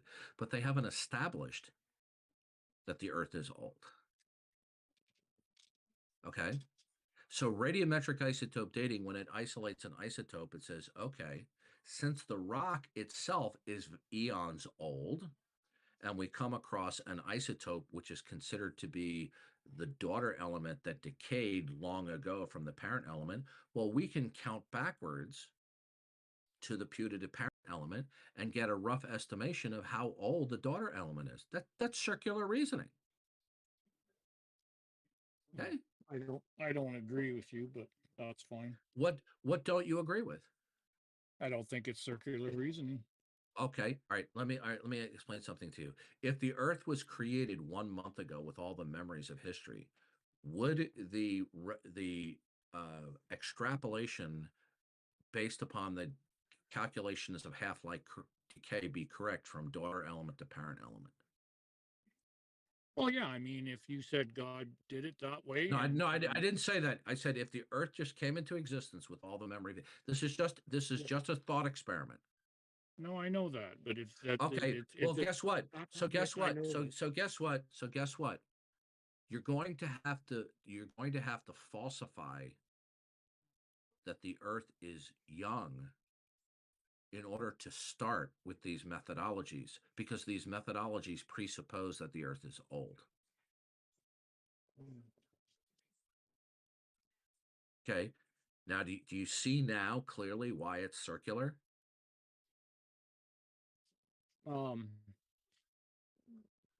No, because it's not presupposed. It's No, they're presupposing that the Earth is old, and then they're developing these methodologies and calculations based upon the presuppositions that the Earth and its contents are eons old. Their theories and their methodologies, in order to give an accurate retrodiction or calculations counting backward in the past, is only as good as their starting assumptions. So you see, we have the cart before the horse. They have decided that the Earth is old first. Then they offer these methodologies and saying, wow, look how old this rock is. Now, I just walked you through it step by step, how it's circular. They're not going to tell you this in school. No, because what we have is, okay, do you know who Thomas Kuhn was? No. Thomas Kuhn was probably one of the biggest names in the philosophy of science in the 20th century. Anyone who takes a course in advanced science and the philosophy of science knows his name, okay? Thomas Kuhn. He wrote the book, The Structure of Scientific Revolutions. He says science doesn't move by leaps and bounds by individual discoveries. It's just that they adopt a new paradigm. And then from that paradigm, they move on, okay? The idea that the Earth was old is not a discovery. It's just a paradigm shift. Okay? So for example, when we went from the geocentric view, which is the Aristotelian view of the solar system, To the heliocentric view, which is the Copernican view, this was a major paradigm shift. Okay? Now, why did we shift from the geocentric to the heliocentric? Why did we shift from the Aristotelian to the Copernican view? Is it because all of a sudden people went, wow, this is right? No. It took many, many years of rigorous debate where the advocates of the Copernicus view could show that their predictions about the perturbations of the planets orbiting the Earth, that they could more accurately predict certain perturbations of the orbits of the planets. That's why the heliocentric view won out, because of more accurate predictions. Okay? They didn't discover that the Earth is old, right? Darwin didn't discover evolution. Okay? Darwin came up with a novel approach that he said, well, there's this natural selection, survival of the fittest out there in the animal kingdom, which nobody disputes. And he says, well, you see, that's the mechanism of evolution. Well, unfortunately, natural selection is not creative, it's preservative. Okay? And so it was the theory of evolution, once it became entrenched, where you had to believe that the Earth was old. It wasn't because of scientific discoveries. Okay? Charles Lyell and James Hutton didn't have methodologies by which they could calculate that the Earth was old. So then when we move into the 20th century, as more and more scientific methodologies and takes are being developed, they already presuppose that the Earth is eons old. And they say, okay, since the Earth is eons old, and were it to be old, we could find out what isotopes are in a rock and count backwards. And nobody can dispute what I just said. But I'm not going to dissuade many people, because the belief in an old Earth and an old universe is a part of the last days deception. It's a part of the God denialism. Do you know about the James Webb Space Telescope? Oh yeah, a little bit. Have you heard the big problem? Yeah, I've heard people Okay, guess the that there's the the problems, most but they don't think the there's a the mo- problem. the most distant galaxies that they are able to see, the galaxies that are the farthest away, that they couldn't even be seen by the Hubble Space Telescope, are inconsistent with the Big Bang and inflation. And they're dumbfounded by this. Wow. I've read clickbait that says, "Oh yeah, scientists are stumped or dumbfounded or No, whatever." no, they are. You can check it out. It's not clickbait. Do But you what are understand? they? Okay, listen. Do you understand that their theory is that the farther away galaxies or solar systems are from us, I mean, unimaginably vast distances, because of the so-called assumption of the speed of light is the same through deep space as it is here on Earth, that it would take untold billions of years for that light to get to us. I'm sure you agree with that, right? Yeah, Okay. Now, what they say. then these most distant galaxies that have never before been seen, according to Big Bang cosmology, they should be in a far more primordial state than the other galaxies that we have been observing with other telescopes, and including the Hubble Space Telescope. But where they're finding out is that they are not in primordial states. They are in highly complex formations. And that them being in a highly complex formation is inconsistent with the standard model. Yeah, Okay. they might have to change their model a little bit. They might have No, to make no, might no. have to make I don't think you understand the impact of what they observed, of how devastating it is. Well, I haven't read anything that is devastating. Hey, dead men don't bleed. Or no, dead men do bleed. It's called confirmation bias. What they're going to do is, through confirmation bias and ad hoc maneuvering, they'll just come up with some other explanations. Oh, and by the way, they have no, contrary to popular descriptions, they cannot, other than a theoretical construct, they can't tell you about, quote, how planets formed or stars formed, that they formed accretion disks, and because of gravity they formed. They don't know that that can happen. It's conjectured that it could. When it comes to the higher elements on the periodic table, they don't have an adequate explanation of how these higher elements can come into existence through stellar nuclear synthesis. The lighter elements on the periodic table are more plausibly explained by stellar nuclear synthesis. But the highest elements on there, it's mind-boggling, even in an old universe, that could happen. Okay, so when they tell you, well, we have, oh, and by the way, in the standard model, inflation is just, it's conjecture. It's an ad hoc maneuver, because that the distance from the visible universe from one side to another is it's so vast that it's farther than moving vastly faster than the speed of light. Did you know that? Okay. So you see, hiding under the guise of science, what they're presenting. What's that?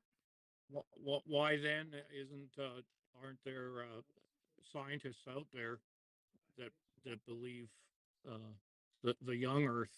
Why aren't they out there writing papers and demonstrating that? No, they are, but you see, people who do not believe in an old universe or don't believe in evolution, it is a rarity to get any of their writings in any of these publications, because in human history, when it comes to the history of science, people hold on to paradigms with a death grip, and anyone who comes along and challenges the paradigm is seen as a heretic.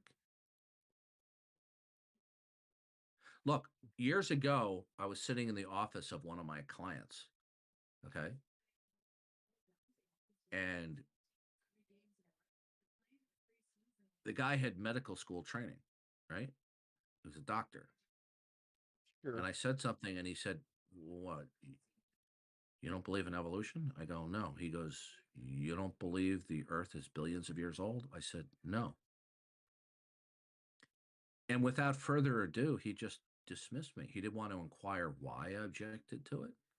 Because you see, in his mind, science has settled it. It's like the same quacks who say the global warming climate change issue, science has settled it. No, it is not. So because you have some climate research researchers who are funded by governments, and they keep on coming up with this global warming stuff, you think they're not dependent upon government funds? You think these people are all as clean as the wind-driven snow? Okay. Of course not. But No. but the Do you know? Do you? Don't presuppose they Of course they do. evidence, Oh like, my! You are quite naive. They have to no, presuppose. Of course they that's all. presuppose many things. Some things, but they follow the evidence. It's not the other way around. Okay. Listen, I think you're a smart man. I like you. We get along on so many issues, but that statement you just made is an ignorant statement born out of naivete. Okay. The fact of the matter is, they don't always follow the evidence. That's why we call people suffer from cognitive dissonance and confirmation bias. Okay.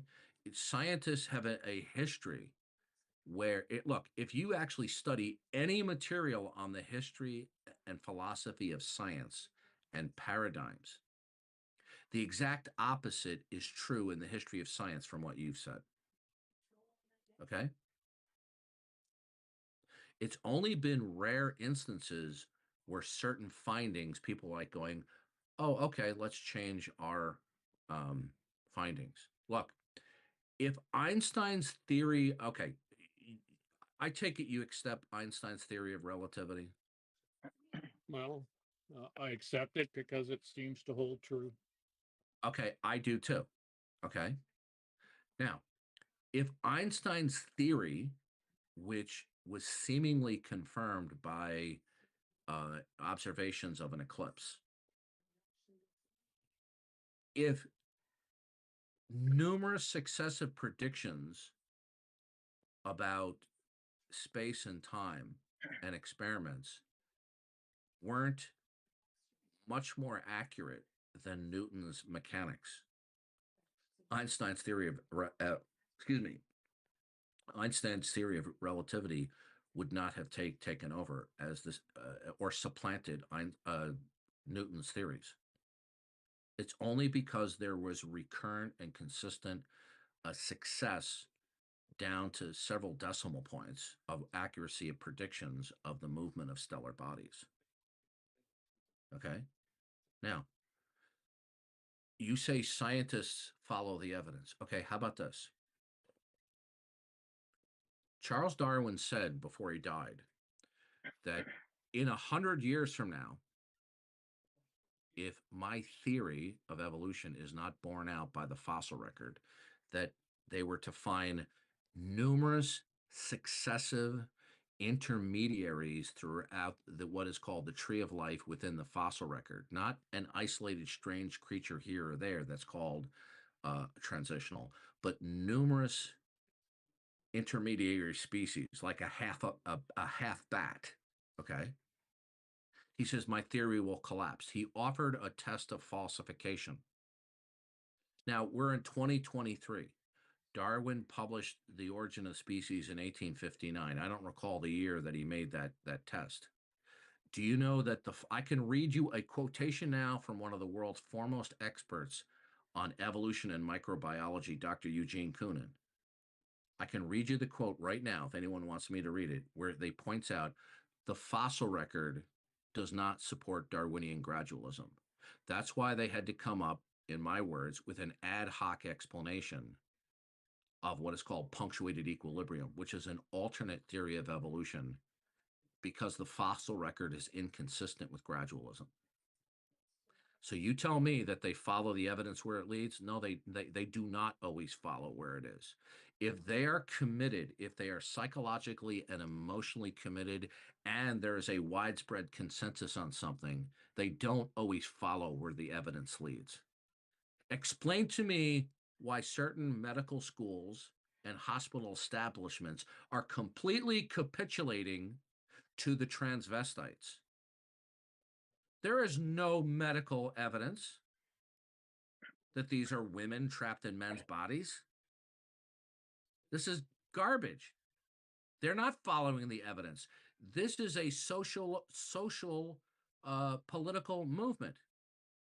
They don't follow where the evidence leads. The American Psychiatric Association, they removed homosexuality from the DSM. Did they do that on scientific evidentiary grounds? No, they didn't. They did it because of political lobbying. Okay.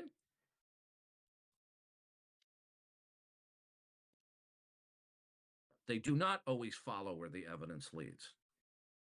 Sometimes they do.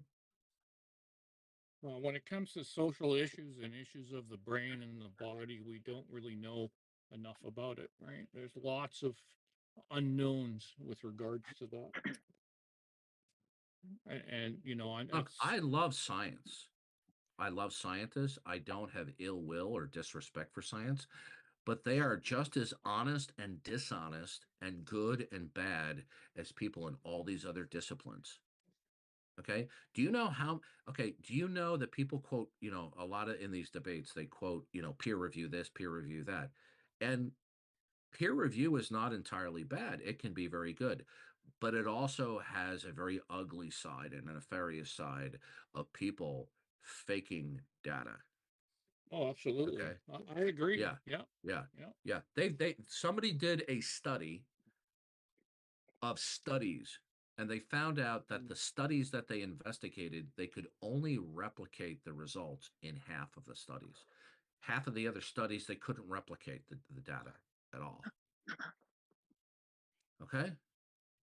Do you know that the Russians was able to get access to the email server of the scientists over at the University of East Anglica, which is one of the top think tank influencing the UN on global warming?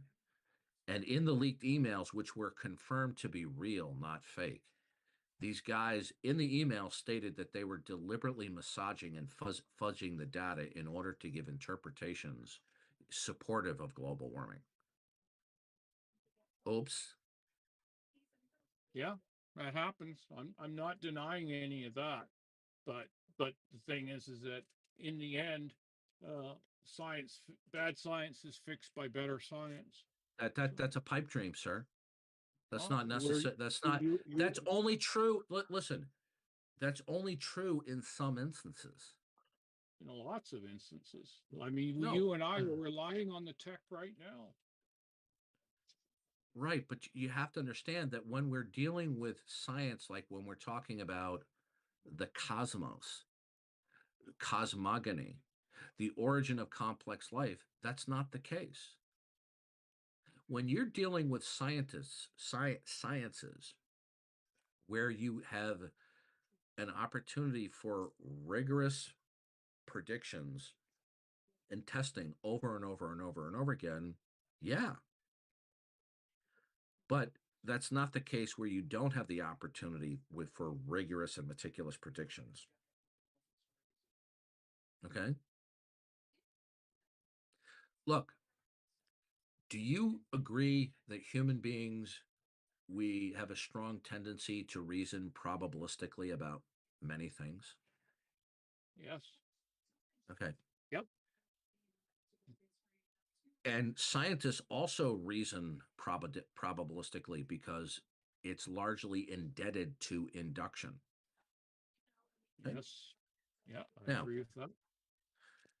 Now, when we look at the genome of the animal kingdom, okay, in a thought experiment, we can calculate what the odds are of mutations building the genome of every single complex organism on this planet.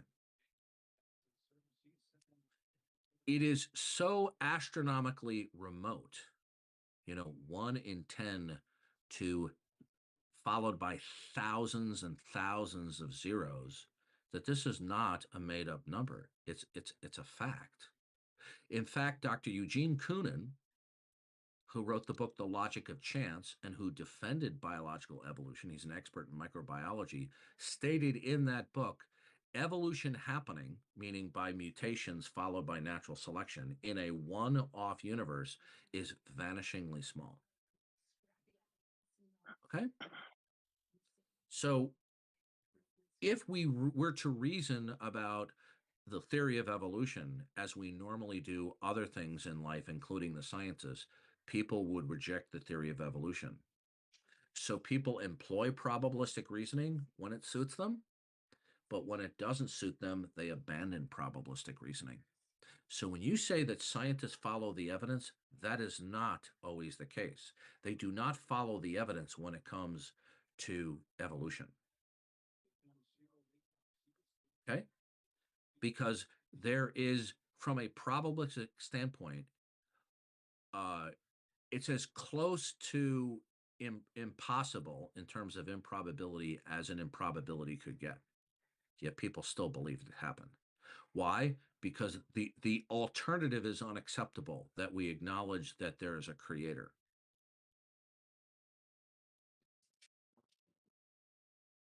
Well, as you know, I don't dismiss that concept. You dismiss what? I don't dismiss there is some other power. Of course you do. Out Of there. course you do. No, I If don't. you don't, if you don't affirm a No, creator, I know what route you're gonna go down. of course you do, and you have no rebuttal. Well, do you? sure. Yeah, I do. Oh, And okay. All right. Well, let's let everybody hear that. Okay. You know what it is. We've gone through Okay. this before. That's not a rebuttal. That's an appeal to confusion. Okay. We've been through this before. If you don't affirm God, okay, that there is a concrete singular thing that is ultimate, the source of all that is, can be, cannot be, and that it is an agent. If you don't affirm it, it's a de facto denial. Okay. All right, let me ask you this question. Do you believe that all the temporal states that you are acquainted with are necessarily indicative of something that is singular, concrete, that all temporal states derive from? And this is not a trap question. It's not a trick question. Do you believe that there's something that is singular and ultimate from which all contingent states derive from?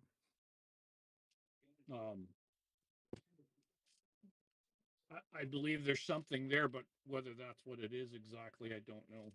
No. Well, I don't know is a soft denialism. Okay, yeah, sure. Okay. So now what you're left with is that there is a plurality of reasons why events may or may not happen, as opposed to that there is one fundamental parameter that's concrete as opposed to an abstract one, right? And therefore what you have is a chance ultimacy, okay?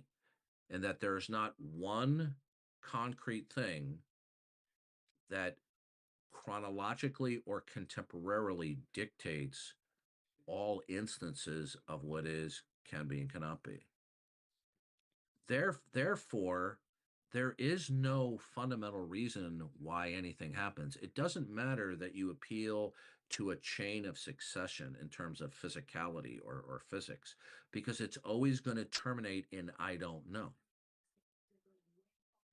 You don't have anything that is identifiable and defensible that you can categorize or characterize as the absolute. You have nothing that is identifiable that is absolute. Either one thing that's absolute or a plurality of things that are absolute. I agree. Well, I don't have good. anything. Okay. So do you know? Okay. Do you know? Okay. So do you know what that you know what that means? It destroys on a grand scale your actual ability to implement intelligibility for temporal states. Okay. Now, you don't believe that because you do things every day. You talk to your wife or your kids or your neighbors, and you go about your day and you're intelligible. I'm not disputing that. What I am disputing is that your model of reality doesn't support that at all. In a world where there's nothing identifiable or defensible that is either singularly absolute or that there's a plurality of things that are absolute, which would still be a chance system, then you therefore lose your ability to speak intelligibly, because now there's no identifiable rhyme or reason what anything is. Do you remember my analogy about the hologram? I think that's a new one. I haven't heard that one before. Okay. Do you ever play Halo? No. Okay. Do you ever play a first-person shooter? Oh yeah, all kinds of them. Okay. In some games, and especially Halo, if you hit a button, it allows you to produce a hologram of your character to distract the bots or your enemies. Okay. All right. That's not really you, what they see. Okay. So what they think is ontological is not ontological. Now, it is a hologram from the perspective of the game, right?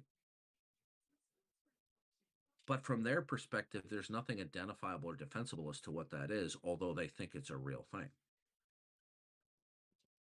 So when you don't believe in a singular concrete universal, such as God, that all temporal states derive from him and depend upon him in terms of his mind, his purpose, and his plan, that the temporal is derivative of the eternal, and the eternal dictates what the temporal is, and consequently its intelligibility. When you have no identifiable fundamental parameter, then you no longer have the capacity to say what anything is. Okay? And I can demonstrate it for you, because in God's world, a tree is actually a tree. That he's implemented a world of actual sun, moons, and stars and planets, and a planet where there are regularities occurring rather than the illusion of regularities. And there are biological regularities and laws, and that's why we have categories like trees and dogs and rocks, because it is the mind of God that is the origin of these things, and he sustains these things within his plan contemporarily. When that's rejected, then what's a tree? And then you're going to say, well, a tree is a category of biological laws where they behave in a certain way, just like whales behave in a certain way, and they're not the same thing as trees.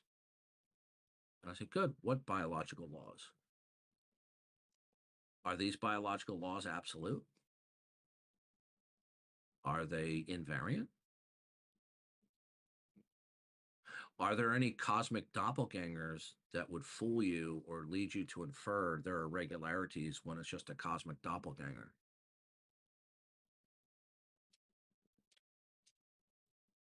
Okay.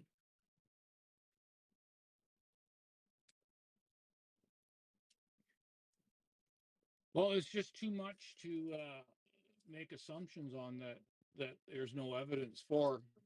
Right? That's why I have issues. I mean, you can. Could you repeat that? I don't know. Can you repeat what you just said? I don't understand what that means.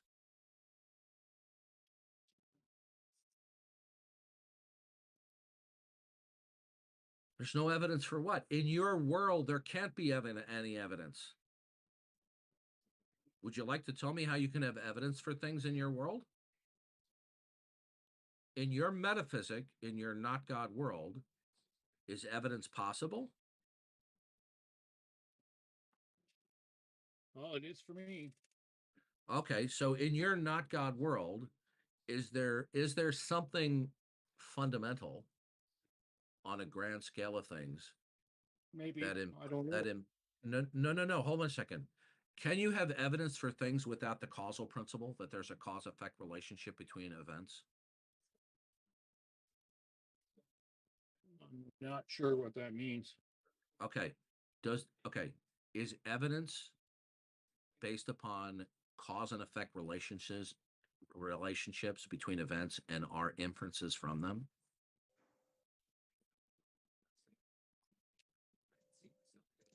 Evidence means that there's a causal linkage or relationship between two things. Yeah. Okay. Okay. Yeah. Now, in order for there to be evidence, there has to be some causal chain. So if there is a plurality of causal links, that's what we call the causal principle. It could Okay. be any one of those causalities. Okay. Jay, would you please wait your turn? Okay, because Boris and I are almost done. No, it's okay. No, it's fine. We're almost done, because I think Boris is kind of tired. I don't think he really wants to hash this out much more. Okay. So in the Christian worldview, God is that which institutes and secures the causal principle. But for you, when you talk about evidence, that evidence is viable within your not God world. Okay. So is there a causal principle, Boris? I don't really care about that stuff. Okay, well then you forfeit your ability to assert that evidence is real. Well, I see the evidence. I No, deal that's with the evidence. that's deal with begging the- the question. That's what you just said is begging the question. No, I deal with the evidence as far That's as begging the I'm question. understanding. That's I don't begging need the to question. understand. Do I you know don't. what begging the question is? When you say you see the evidence, seeing things presupposes the causal principle. I asked you, is the causal principle real? I suppose. Okay, He's hold on a saying- second. yeah, he Okay, listen, proposes. there are Jay King. Please wait. I promise you. I'll be quiet. I'm sorry. Okay. I'm almost done. Boris, do you believe that some people have hallucinations? Yes. Okay.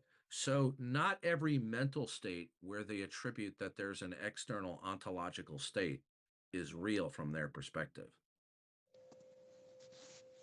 It's actually a neurological event and not an ontological event that is happening external to them.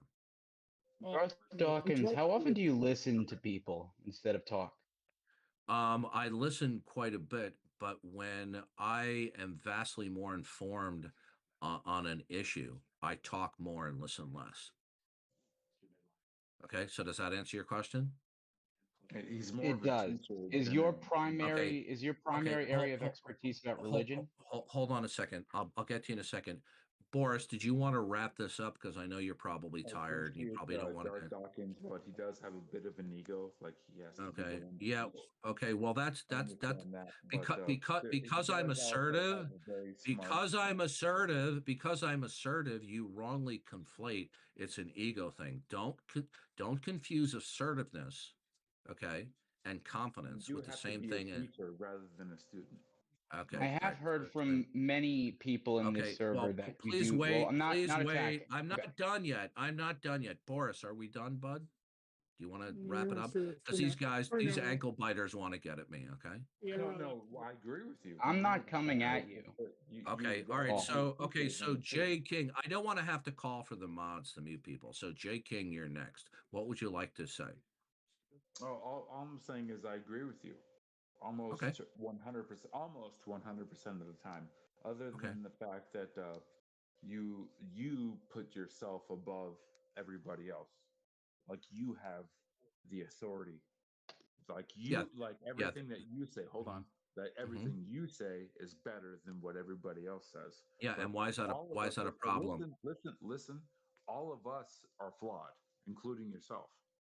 So when have I never not wait accepted a minute. that? I'm not done yet. You're impugning me as though I don't accept that I'm not flawed. No, but I'm just telling you how I feel about the way you act. Okay, so now you're moving from content to character issues. So is Wait that a all? minute, Do you have any other? Listen to me. No, we're not going to wait a minute. No. Do you want to talk about? Do you want to talk about the issues we were discussing here, why or are do you you want to be screaming my at us? personal psychotherapist? Talking about the issues. I'm not. Okay, I'm going to tell you right now. Are we going to talk about the you. issue? Okay, we're not done. Thank you. Well, we're not here to there's talk a big about me. difference here. Okay, No, we're I'm going to move agreeing on. with Lamb, what you would you on like the to issue. say? Lamb, what would you like to say? Yeah, sorry. Do we have I don't moderators want in the room? Talking. Do we have Please, moderators in just the be room? I'm quiet. going to turn you Bro, down, I'm with King. you. I'm with Okay, you we're on, done. on I'm all turning the you down. issues.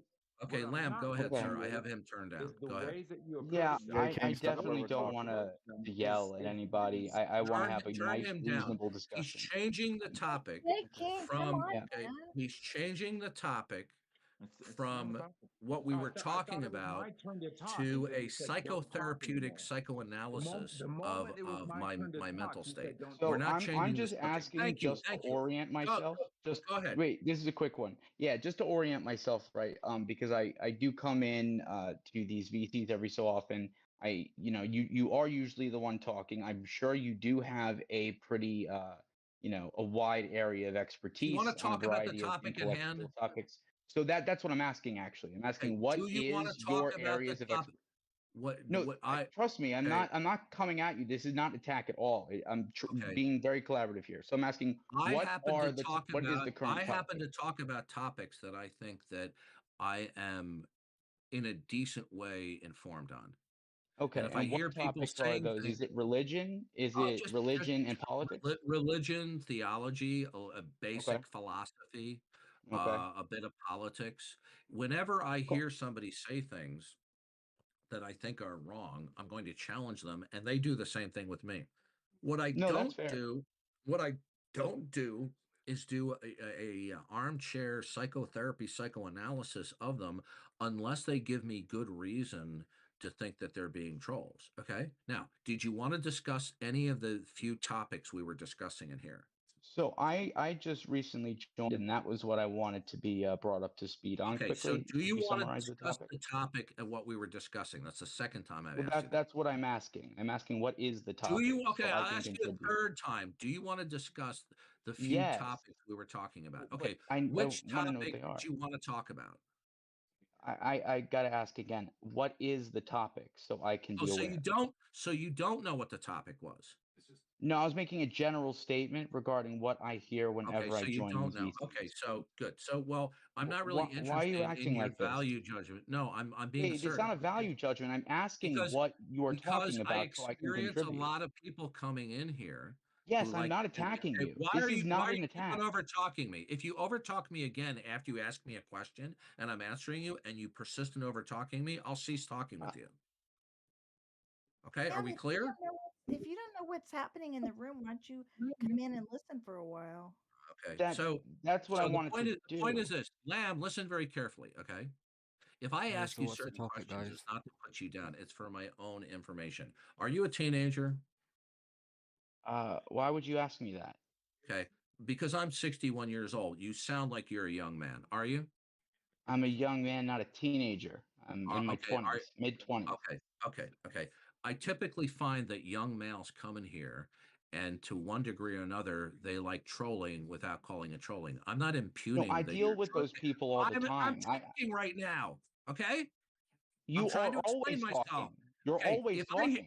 okay, there you go. We're done. Thank you very much. I'm off, Next, dog. would Wow. anyone else like to You're a touch very the topic? closed-minded You know, person. you tell me, no, I'm not closed-minded, but what I won't accept is some young 20-something-year-old snot-nosed kid, okay, come in Why here are you and just sit attacking there me with wanting ad to hominem? I'm not psychoanalyze me, psychoanalyzing rather you. than talk about the topic at hand. And I said, do you want to Why talk are about you the topic? attacking And me? and you said yes. I said, good. What would you like to talk about? And you go, oh, what was the topic? Wait, I Okay, want to so we're have a done, sir. discussion. I'm I not gave trying you to more attack than you. an ample opportunity to on. conduct yourself like Is an anyone adult. listening to this guy? This We're is done. ridiculous. Yeah, Lamb, you're the You're one that seems to have an issue. Are you serious? He won't Does let anybody anyone else want to talk. discuss the topic that we were discussing at an old Earth creation, old Earth versus young Earth creationism, Old Earth versus evolution young versus Earth. Perfect. creationism? Please stop trolling. I'm done with you. I gave you an I'm not opportunity trolling. What? to Stop conduct saying that yourself. I'm I'm going to trolling. ask the mods to server mute you Stop because saying you're that out I'm of trolling. line. You You're need out to of stop saying line. that I'm trolling. Mods, would you please mute this guy? Why is he doing this? Mods, would you please mute this guy? Okay, he's done. Okay. Would anyone else like to discuss the topics we're in here? You see, what unbeknownst to him, I've been doing this for 12 years and I'm well acquainted of people coming in and being ankle biters. Okay. I I'm am a not big biting. boy. I am a shut the hell up. Good. There's your red badge of courage, numbnuts. I'm well acquainted with the trolls and the ankle biters here, pretending that they want to come in and they want to disagree with me and they want to have a mano a mano discussion and This duke it out debate. I'm all for that, but I am not for humoring somebody who is just a troll ankle biter, pretending like they want to join the discussion and say, "What would you like to talk? Which of the few topics that we're talking about did you want to discuss?" And you can go, "Well, I don't know what the topic is." Get the hell out of here. You're a clown. Anyone else want to discuss the topics at hand? Or does everyone want to follow suit and do a psychotherapeutic analysis of my ego? I don't suffer fools.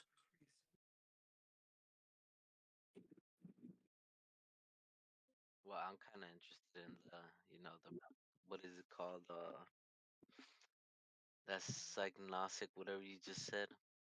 Oh, I want to okay. try that. So I will bend over backwards to be gracious to Boris, even though I disagree with him. I like Boris. Okay. So in the metaphysical religious spectrum, we have what we call theism, which says that there's at least one God, or specifically that there is a creator God who alone is eternal and ultimate, and all things derive from that creator. Then we have atheism, which is the negation of that proposition. Theism is not merely a mental state or a positive belief, it's propositional that there is a creator. Atheism, in terms of its best definition and in its widespread usage, is a negation of that proposition. Not the negation of a mental state, but the negation of a proposition. Okay? And that negation is there is no God. Then there are people who have decided that they don't want to adopt either of those universal declarations or universal negatives, that there is a God or is not a God. And by the way, saying there is a God is a universal negative, depends on how it's formulated. So they adopt for agnosticism, which is the claim to suspend judgment about those two propositions, which could be stated as I make no declaration about ultimate reality. I don't declare that God is ultimate reality. I don't claim that not God is ultimate reality. Okay? And so it is a claim, first and foremost, to suspend judgment. Now, this position and claim is vastly popular in the world, and especially in philosophical circles. In my biased opinion, and I feel I can rigorously defend it, this is a claim that is self-undermining and easy to refute. That agnosticism is just simply a form of soft denialism while verbally claiming it's not denying God's existence. Boris, on the other hand, is what he claims to be an atheist, right? An atheist, and Boris, you can correct me if I'm wrong, an atheist or a theological non-cognitivist is somebody who says that the word God or other supernatural conditions or states are not meaningful or intelligible um, because we have no sensory verification of it. Therefore, they don't mean anything. They're unintelligible. Okay? So are you following me so far? Yes, I'm following you. Okay. So, Boris and I were discussing the idea of an old Earth. I was explaining to him that it is largely a paradigm. It's not a discovery. It's a paradigm masquerading as a discovery, just like the theory of evolution is paradigmatic and not a discovery, although people think it's a discovery. But we can discuss any of those related topics if you want now. We can discuss various religions. We can discuss atheism versus theism or agnosticism. What would you like? What would you like to discuss? Can we discuss atheism? No, we're done with you, sir. Please don't talk again, or I'm going to ask for you to be permanently server muted, unless you want to make an apologies for your ankle biting. I would like to apologize. Okay, for good. what- Then we're done. Okay, we'll start all over again. Okay, what would you like to discuss about atheism? I would like to discuss whether or not you think it is, whether or not you think it's detrimental to civilization to have even a moderate size of the population be not necessarily anti-God, but just say that their perspective on the greater beyond the process of human knowledge is yet to be determined. Okay, can you summarize that in one sentence for me to respond to? Do you think it is detrimental for someone to abstain from making a firm conclusion on the existence or inexistence of God? Yes, I do. I do think it's a problem. It is detrimental. It's detrimental to them and to everybody else. Do you think someone can live a virtuous or productive life without making a firm conclusion on their belief in God? I don't believe that the claim to neutrality or the suspension of judgment is a viable claim. Now, having said that, would you like to reformulate it to that somebody who denies God, can they live a productive life? Sure, for the sake of Yeah, the argument. there are many atheists who, they pay their taxes, they work, they're good to their neighbors, they're good to their children, and then they die and they await judgment day. Okay, so in that respect, they were quote unquote productive. However, their atheism was detrimental not only to themselves and eternally so, it's detrimental to others that they influence that may help to propagate rebellion against God. And rebellion against God has both temporal and eternal consequences. So, a good example of what, um, let's take Charles Darwin, okay? Charles Darwin had a nominal belief in God, right? After he got back from his trip in the Beagle, he no longer believed that in the Bible was in any way to be considered historical or believable. As he went on through the years, he became more and more what we now call an atheist. He wrote in his journals he was a materialist. His theory of evolution is kind of atheism in drag. Okay. Now, um, evolution per se, ipso facto, doesn't get you logically and philosophically in a logically necessary way to atheism, but it's the kind of ideological soil that facilitates um, the growth of atheism. So in the 20th century, following the influence of Charles Darwin's mind that we are not created beings, we're evolved creatures, and that there is this constant eon after eon struggle for a survival of the fittest. That ideology by a few individuals who gained absolute power was the basis for them wiping out unimaginable numbers of people in the 20th century. So, yeah, atheism is detrimental. It's also detrimental in other respects. Um, an atheistic kind of mindset led to the kind of decision, the jurisprudential decisions that we see in the West, Canada, the United States, whereby we end up killing by the millions unborn babies. Do you think that the men who passed the laws in these countries were God-fearing men who believed that God was looking over their shoulder, and when they die, they're going to be accountable to God when they pass legislation for mothers to be able to kill their babies in the womb? So yeah, atheism is detrimental. And I got a whole many more bullet points for you too. Yeah, I don't support abortion. Um, I'm just asking, the difficulty that with a lot of atheists that I've spoken to is that there are a lot of contradicting doctrines in terms of describing what God is or what God wants or how God wants people to live. Because there have been many doctrines describing many gods in many different forms, right? And of many different temperaments, even, right? In terms of how he actually wants people to conduct themselves. So what? So the question becomes, how does someone who may be an atheist but wants to find some way to have an enduring faith in God, No, how they do don't. they No, out? they don't. They don't have a desire to believe in God from my perspective. I will tell you adamantly that they have a prime directive, to use a Star Trek metaphor.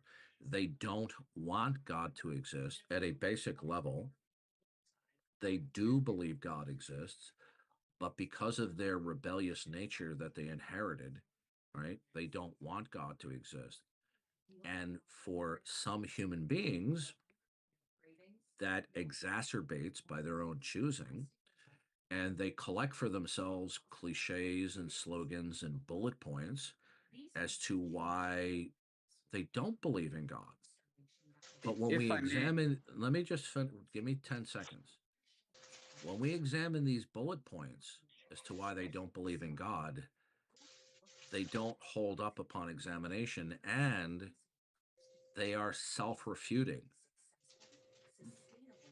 so if I may, do you think that there is a scenario in which a person could um, lack faith not because of a rebellious nature, but No. simply because you don't think there's any No, I hold to the biblical worldview that all human beings, if you have a normal brain, if you're not neurologically impaired or a registered Democrat, at a certain point in child development, up into your years in children, you will come to know the belief in God. And then at that point, one will decide whether to retain that or to suppress that. Okay. Now, atheists will disagree.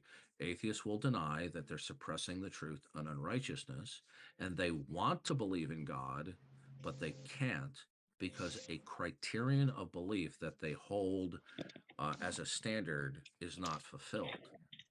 But it turns out that they violate that very criterion of belief when they adopt the alternative worldview. So they're not really sincere about that criterion of belief. It is simply an excuse for the persistent suppression of the truth that God is their creator. That God is their creator in an okay, let me be careful. I'll shut up a second. That they know that God is their creator in an undeniable, irrefutable way. And I can make a case for that. Because in many ways it is more beneficial for one to believe in God than not to, right? Because if someone doesn't believe in God, then they're acknowledging that death, for example, is the end, and then there's Okay, no let me ask you this. existence. When you say not believing in God, do you mean what I mean, that they do believe in God, but it's a suppression of the truth and unrighteousness, which verbalize or manifests itself in saying, I don't believe in God?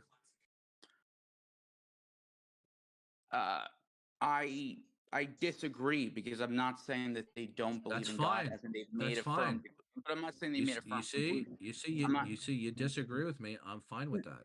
No, I get Okay. that, but I just want to make sure we're Yeah. on clear terms. It's not disagreeing Yeah. with your point. I'm just saying that, like, let's say someone, because that's a very depressing for many people, right? Notion that there is no Yeah, God, so right? is cancer, but the doctor is going to tell you that he's not going to tell you the test results are just indigestion. He's going to say No, you I'm got aware cancer. of that, but at the Yeah. same time, they're trying to get away Well, from that state. of They're course that's trying to. unfortunate.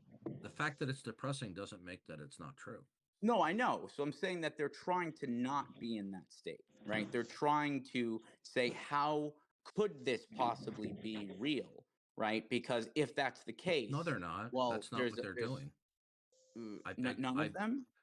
I respectfully beg to differ with you on that point. All right, so In then we're my at an view, impasse. As do I. No, I don't know. It's not that we're in an impasse. We just disagree. Okay. No, I know. I'm just saying that there's no way forward in this conversation, because Why not? Why not? Well, have you heard me further unpack my analysis of why it's the case? I don't think you have. Well, no, I'm just saying I fundamentally believe that there are cases in which someone has not, they're not suppressing an already formed Okay, conclusion. so you have a different model of man than I do, correct? It's not my personal model. It's just No, sir, listen to me. Either you hold to the model of man that I have, or you hold to a different What is model. your model of man? My model of man is that man is made in God's image from the beginning of creation. And as a result of the fall of man, the sinful nature has been passed on and inherited, and it has infected all aspects of man's spiritual and mental life. It's tainted every area, not to the same degree as everybody, okay? And that it affects people to the point that in my model of man, God makes all men, meaning men and women, once you reach a certain neurological state, to believe and to know that he exists, although some of those people will choose to suppress that by irrational thinking. You have a different model than I do. That's You do. fair. Can I interrupt for a second? Jay King, can you just mute your mic? Because you're just freaking noisy and crashing and Oh yeah, banging. thank you. That's me. My bad. I thought I was muted. Because okay, so Lamb, in your you and model of I. man. Okay, so you're gonna go in a second, but let's make it clear. I have a biblical model of man. You hold to a different model. No, so I'm just trying to inquire about your model, right, and see how it That's reconciles. fine. Maybe I can But learn something. okay, well, the biblical model of man is that all men know by God's design that he exists, that the creation is undeniable and irrefutable indication and revelation from God and by his purpose to man that he knows that God exists. But some people within mankind so desperately do not want to acknowledge God, so they suppress what they know by rationalizing to themselves as to why they don't believe in God. Fair. That's the biblical model. You don't accept that model. Well, I'm not saying I You don't accept it. I'm not saying I don't accept it, right? I very much am open to having my you just perspective told changed. me you just told me that there are some people who don't suppress that truth. Well, I think psychology of people has a wide range to it. Okay. And did you not tell me that there are some people who don't suppress the truth and unrighteousness as I have detailed it? Did you not tell me that? I'm saying I can imagine a hypothetical scenario in which that Okay, could be. no, I heard you clearly. You told me that it's your position that there are some people who don't believe in God, but it's not because they're suppressing the truth. That's what you said. Because what does it mean to suppress the truth? Did Like it's buried? I already explained that to you. Do you want me to go over it to you very quickly? Well, sure. Because Okay. I'm trying to understand how. Okay, I'll go through it very quickly, and then I'll shut up and you can talk. Okay. Okay. So the Bible makes it very clear that all men know that God exists because everything in creation, individually and collectively, all temporal states, necessarily and undeniably are indicative of the eternal, and they could only be indicative of the eternal if the eternal was a mind and a creator and purposed that. Okay? Okay, fair enough. All right. And so the model of man, as it is laid out in the Bible, right, is not up for discussion, right? Like that's it, end of story. No, we can talk about it. Okay. What's not up for discussion is me altering my view of man, but we can discuss it. Okay, fair enough. Because I'll be glad to listen to your model if you want to tell me. I think that my model is that a lot of people do need some sort of understanding or framework or narrative, right, through which they can understand the world around them. Otherwise, they will not be able to formulate intentions. They will not be able to interact with the external world because What they does will this have have no. anything? What does that have anything to do with them believing or not believing in God? It has everything to do with that because I'm saying that for Are you? someone Do to you have a believe? narrative. Wait, I thought you'd let me talk. That also has to do with Go I'll ahead. get to the point here. actuality. I'm Go just ahead. saying that I Yes. think that in order for one to orient themselves in reality, there's a variety of narratives and frameworks one can use for that understanding. And that's why there are so many different doctrines out there talking about the greater nature of reality in a variety of different ways. A variety Okay. of Can I ask you a question? Sure.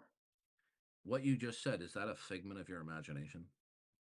That there are a variety of different existential perspectives. What you just told me, what is that a figment of your imagination? I highly doubt it. Okay.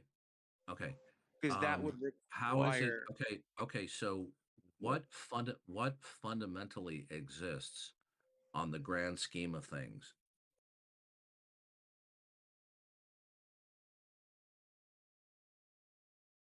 What is, can be, and cannot be. The ability for people to have different beliefs. You didn't understand the question. Okay. What? I'm confused. What How is is it? What is it? Okay, let me ask. Let me give you an analogy. Okay. Wait. Are neutrons, protons, and electrons fundamental to chemical reactions? Yes. Yeah, they're not the most fundamental layer Okay. of reality, I but they just are said, are they fundamental with respect to chemical reactions? exactly. Yes, that's Okay. kind of the Now, point. all right. Now, What? fundamental to chemical reactions, that they are antecedents, they are precursors, without which there can't Right, be the laws chemical of physics. reactions. Yes, our Okay. universe has Now, laws. now you told me Dependent what you were upon your just reaction. saying Yes. before I asked you about protons and neutrons, that what you were saying is not a figment of your imagination. Okay. So what you were asserting is what is, can be, and cannot be, correct? Wait, what do you think is a figment of my imagination? No, I didn't say anything was. I asked you from your perspective, is it a figment of your imagination? Is Buddhism a figment of my No, imagination? focus. Paganism? Listen, I'm not trying to insult you, but you need to focus on what I'm saying to you. But you Okay? gotta let me Now, talk a little bit so you can I am understand. letting you talk. Yeah, what? You interrupt me whenever I try to say It'll anything. take me Let him 30 finish seconds. a sentence, eh, bud? Okay, so what I'm saying is there is a variety of different religious doctrines, spiritual Yeah, you're philosophies repeating that yourself. exist. Okay. So Dude, let him but finish. that's not a figment Awful, of my you're going to get imagination. server muted if you don't stop Dude, interfering. Darth Dawkins, bro. Leo Crackoon, You are You're literally going to get interrupting him. server muted, awful, if you don't stop. Yeah. You're I'm interrupting just him. saying it's most certainly not a figment of my imagination that Okay, these good. Now different we can perspectives exist. proceed. Good. Do you Now we think can they don't proceed. exist? Sir, listen to me. Now we can proceed. Now, hold on one second. All right. Give me 1 second. I have to fix my headset.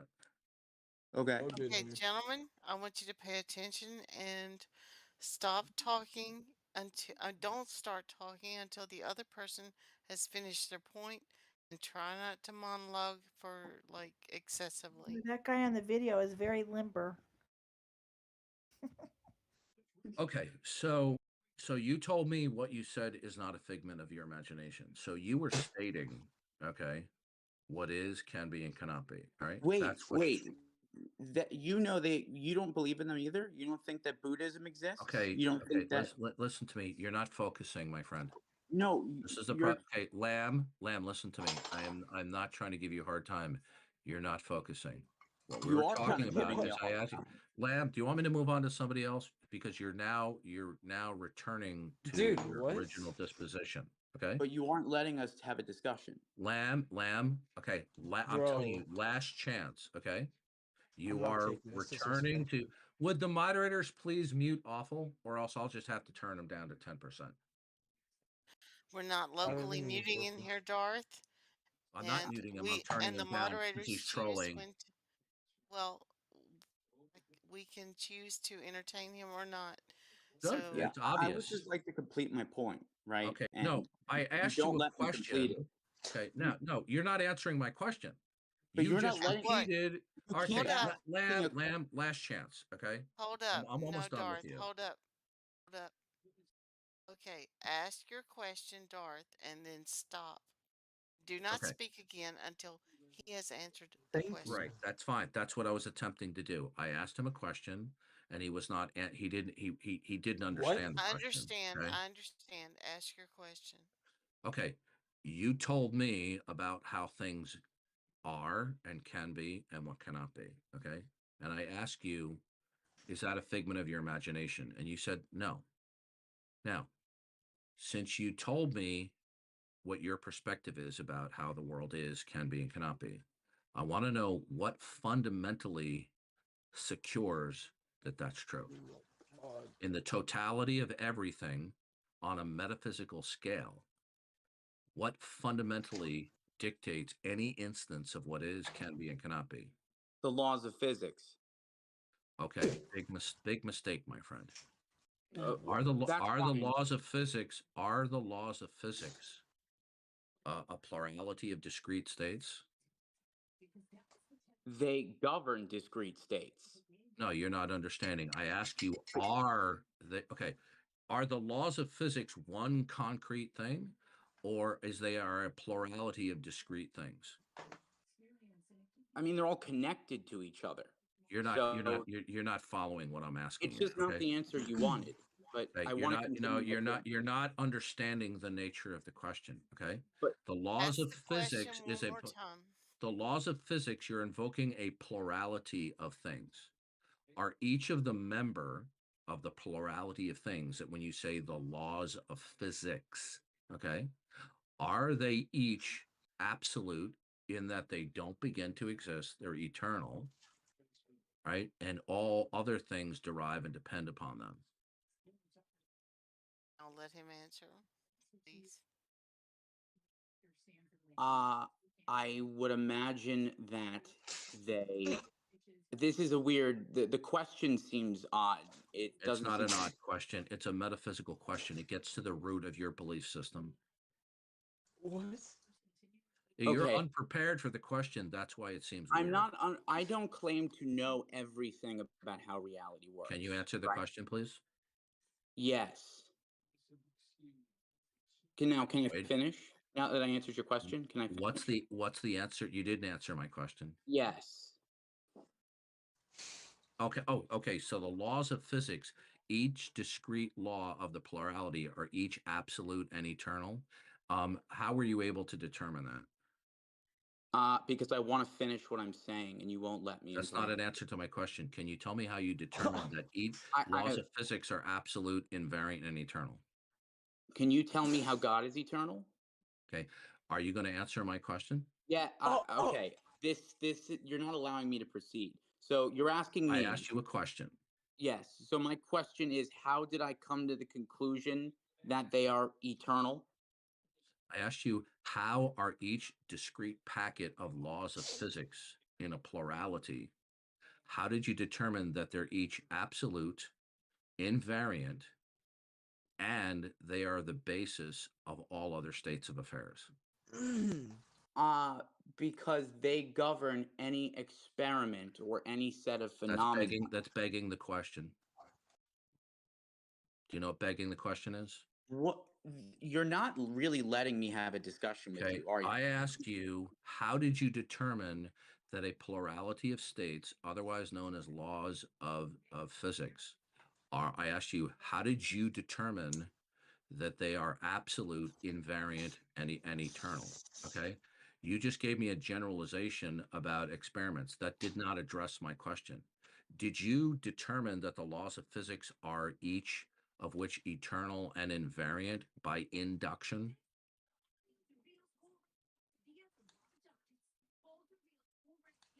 I don't want to answer this question. Is that allowed? Can I not answer your question? No, the reason why you don't want to answer the question because it exposes the fact that you No, cannot it means you're defend. not going to let me proceed. You're just going No, to say I'm what you're wrong. doing. No, what we're doing is you have been cornered by your own words, and you want to weasel You're out. forcing me into a corner. Did you listen, little man?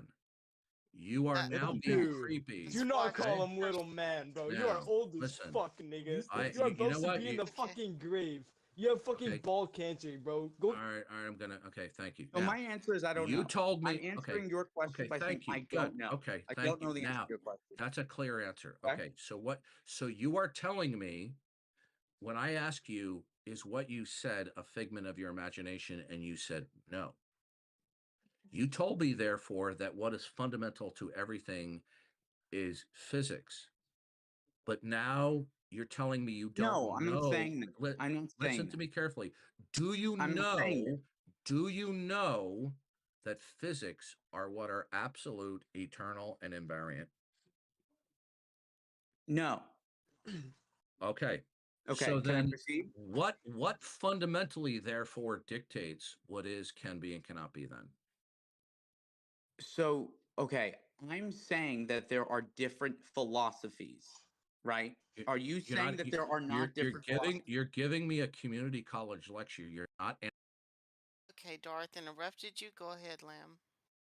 Okay, yeah, I'm just saying I want to understand how someone who does not have an understanding, was not born into a family where there was already, they were inducted into some sort of spiritual doctrine.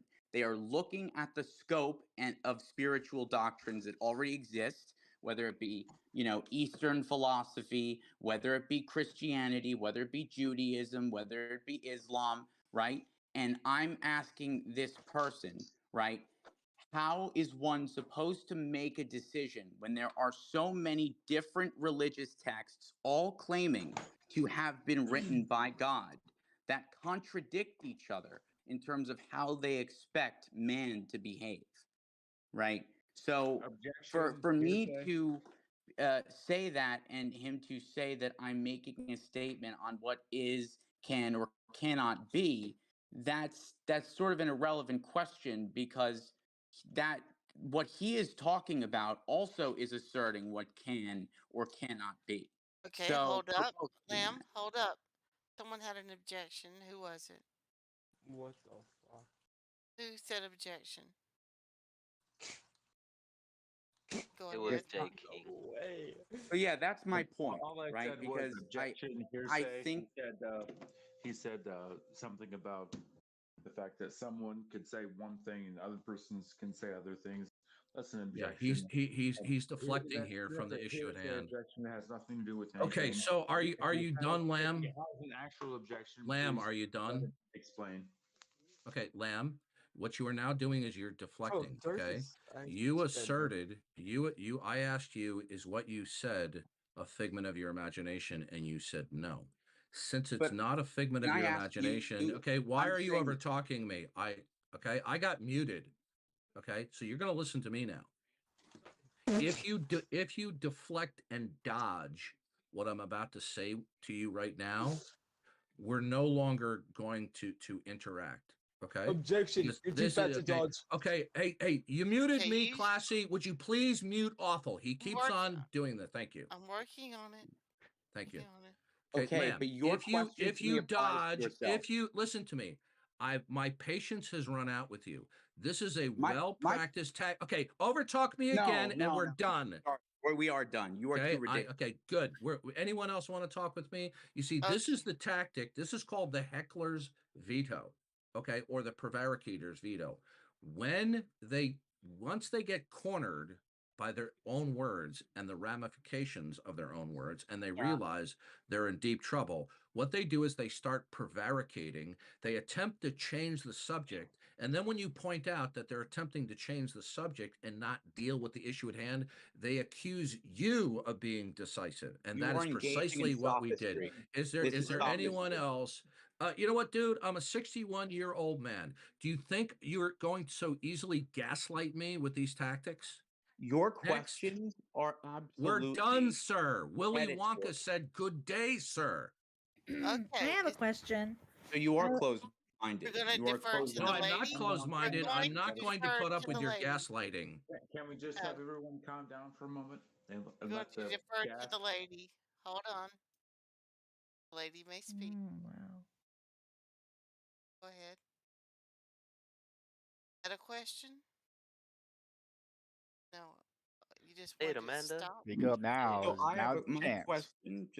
My question was, how is he going to ask me that whether or not my claims on anything are a figment of my imagination, Okay, if so that I'm same can be applied to him? Ma'am, listen to me carefully. He's done with the conversation with you. We're changing the format. Now, whoever has another question unrelated to this topic, maybe a second topic that he is specializing in, are welcome to bring that topic up. And the first one to speak gets the floor. And if anyone interrupts the first person asking the question, they will be muted. I'm unmuting Darth.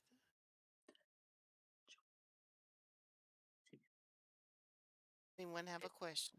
Hey, Darth, what is your opinion on typology? I didn't understand you. Typology. He asked what your opinion on typology is. Are you talking a specific, Typology? yeah, a personality sort of sorting system? A lot of different ones. You mean like Jungian typology? Any form. Who are you answering, Lamb? We're done. I'm done with you. He kept it vague. Do you mean a specific one? Look, I'm gonna step away now. Still Yeah, I don't know who asked me the question. It was me. Ocean. Yeah, Ocean okay. So enjoyer. typology. Do you mean personality types? Yes, he does. Okay, so in behavioral psychology, there are these personality types, some of which come partly from Carl Jung. Okay, Carl Jung was a very occult influence man, but it's also a mixture of other things. So, are you talking about personality types in the Diagnostic and Statistical Manual of Psychiatry? Yes. Or are you talking about like the Myers-Briggs personality inventory? I spoke to Ocean, so I know what he's talking about here. Okay, Any can you please form of stop? I'm talking with categorization. Ocean right now. You're out of the question. You blew your opportunity. So go away, little You boy. you interact had in a bad You're question, faith. done. but I got muted for some reason. Ocean, so you're going to have to be So more specific about what personality I types was you're actually talking about. waiting my turn until Is it the someone muted me. personality types from the DSM? Are you talking about personality types from psychological tests, such as the Myers-Briggs personality inventory? What are you referring to? First one. Okay, well, these personality types are pseudoscientific categorization of social conduct. Okay, they masquerade with medical labels and terminology, but they're not science. This is not scientific taxonomy, but it pretends to be. Okay, it is providing a taxonomy of social conduct, whether that social conduct is in the confines between the thoughts between somebody's ears or whether it's acted out. Okay, so we're not actually talking about certain physiological or anatomical conditions that lead to certain mental or behavioral states. So if we're not talking about an abnormal brain or a malfunction in anatomy and physiology producing mental aberrations or behavioral aberrations, any taxonomy that we're going to have typically is pseudoscientific. Okay, it's sociological in nature, not medical. Most of the time, yeah. This is a very, very unpopular thing, but it is spot on accurate and it can be Well, most easily of the time. defended. Yeah, in Western civilization, they've drunk the Kool-Aid of psychiatry and psychology being vastly more scientific and medical than it It's not. actually It's is. not. So many of the personality types are Objective. now is there no value in some of these descriptor terms? Though there is a little bit of utility as shorthand, like if, for example, if you say somebody is OCD, okay, or if you say, well, somebody's paranoid and delusional, yeah, that's fine. But don't think that this taxonomy is science, okay? It's not the same as you can't apply it to everyone. So But so it can't be repeatable. does anyone With believe every in experiment, it's different, so it can't be repeatable. It's very descriptive. Hello? Okay, so did anyone want to go back objective. because I tried to bend over backwards to be patient with some of these young, immature males who Whoa, can't I have a focus. question. Okay, would anyone like to continue the discussion about Yeah, the I have a existence of question. God? And then, no, I'm not interested in Yeah, talking with me. you. No, you were What the vulgar fuck? and I have a obscene before. question. You were Oh my god, vulgar and I said that obscene you need to get your before. prostate checked out. I No, was you just were helping you out, vulgar and I was obscene just before. I reminding have you. no interest in Oh, speaking with you. Does have you anybody ever else wish to spoken discuss to the God? issue of God or the model of man, where we left Have off with you that other precocious individual? have you ever spoken to God? Have I ever spoken to God? Yeah, I do every time I pray. Yeah, don't be Is stupid. that a figment of your imagination? No, God is not a figment of my imagination. I can defend easily in an It's a dumb irrefutable way question. that God is. It's a dumb question from a dumb person. The question Yeah, should have Jay, please don't do has that. God Jay, ever Jay, spoken to Jay, you? Jay, That's the real please. question. Jay, listen to me. I don't agree with this person, Right. but it's not illegitimate of him to disagree with me. No, that's true, but it's a dumb question. Okay. The real Well, question well, that let him he's continue. asking is, has God Let ever him spoken to continue. you? It's a different Okay. question. Yeah. Okay. So, anything else, sir?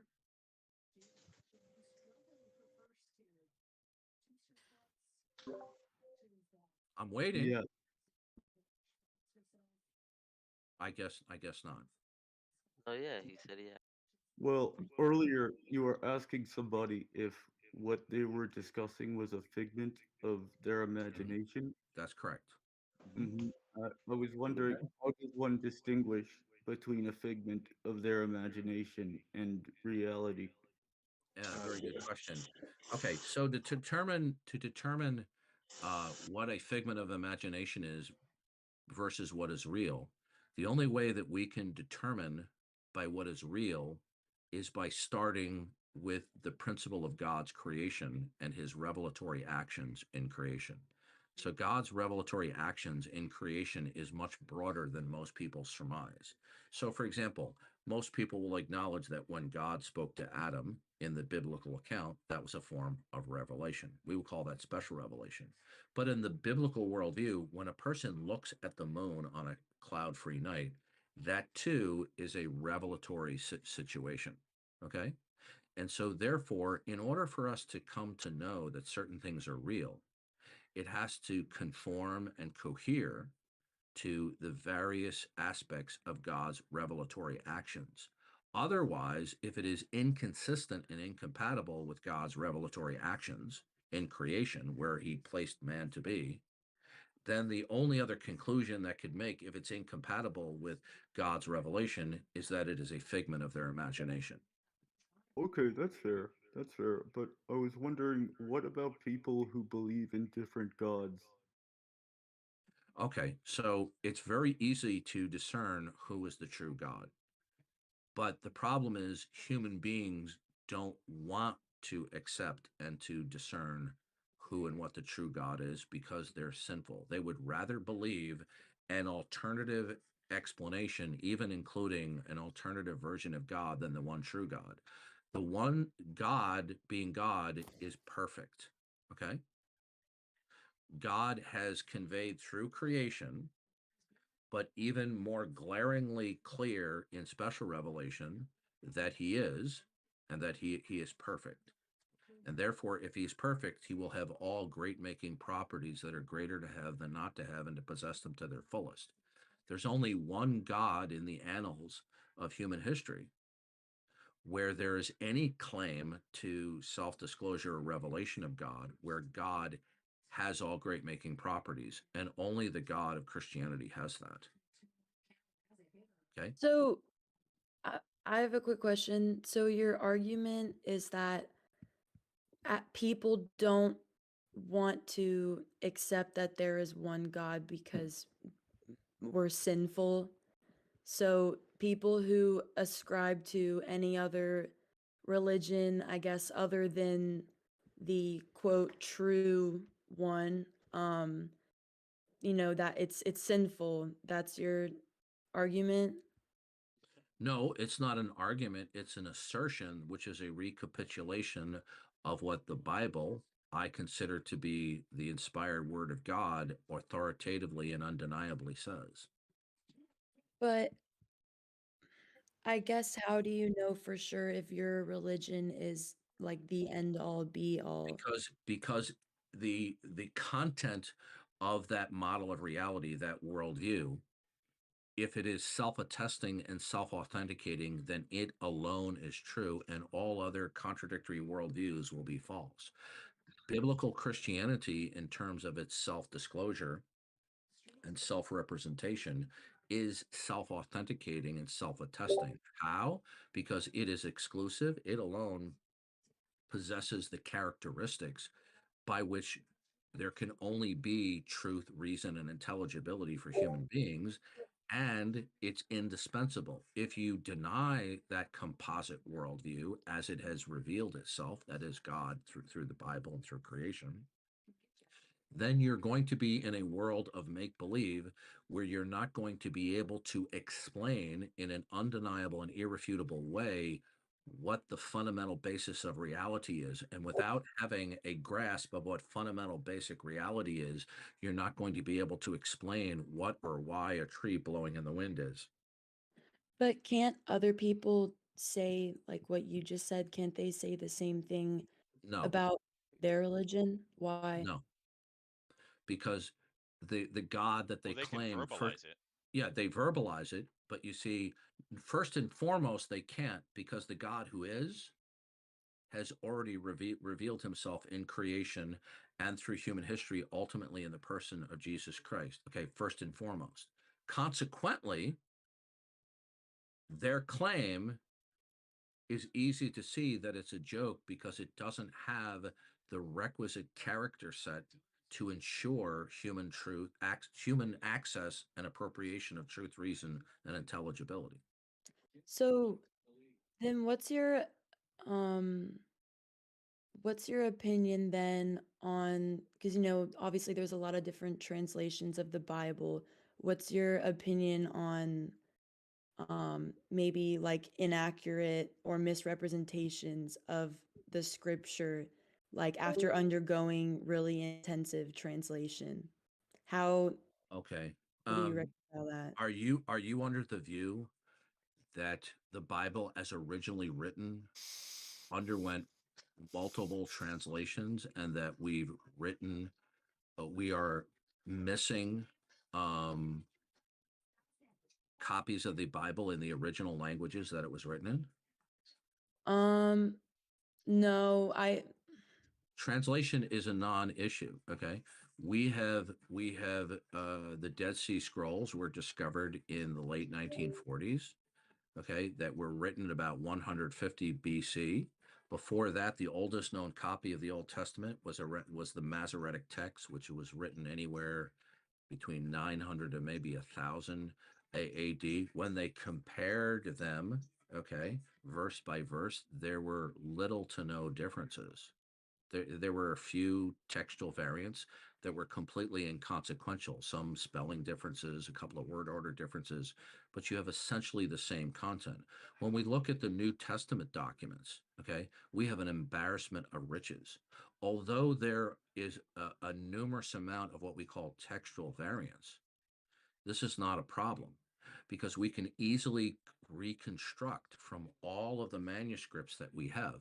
We have more manuscripts of the New Testament and closer in writing than the vast majority of any ancient documents of antiquity. So the issue is not translation. Translation is not an issue. Now, if you want to discuss the accuracy of certain translations in English, I can discuss that with you, but that's not a problem at all. Now, if you want to discuss the other situation that you brought up, which is a hermeneutical one in terms of principles interpretation and whose hermeneutic or principles of interpretation is correct, we can talk about that if you want. Which would you like to talk about? We can talk about either one. Okay, why don't But we talk about the second one because the first one is I also trivial. Yeah, sure. We can talk about the second one, but really quick, I don't know. I really want to participate in like an open discussion, and I see there's like a couple people that are like server muted in here. That's because they were trolling. Uh, I don't know. How do you know that their intentions Why were? don't we just focus on what you're asking me? Okay, how do we know what interpretation is correct? It's very simple. When God chose to communicate through human history, he spoke in the common ordinary language using basic grammar and syntax and context, just like you and I do. Okay? Now, most of the Bible is extremely easy to understand. Okay? Both in English translations and in the Hebrew and in the Greek the copies. Okay? Some passages are a bit more difficult to understand and requires a bit more study, just like we would study any writings of anyone else. The reason why there's a divergent view of interpretations is because of the sinfulness of men's hearts, because they don't want to accept what God plainly states in ordinary grammar and language, and they would rather believe other doctrines that the Bible doesn't clearly and unequivocally present, but they want to foist that back upon the Bible because of their sinful hearts. Okay. Now, there are some times when, let's say, two Bible believing Christians can have an honest difference of opinion. But the vast majority of doctrinal concepts within the Bible are extremely easy to understand and are not complicated. That is an interesting point, though I will say that a lot of people are less likely to be receptive to some of the discourse in here because some of the people who get written off as trolls, they aren't really trolling. They're trying to have a discussion. We're talking about meta here. You're off topic. Okay, so spiraling. Would you like to discuss that issue any further about hermeneutics or interpretation? Um,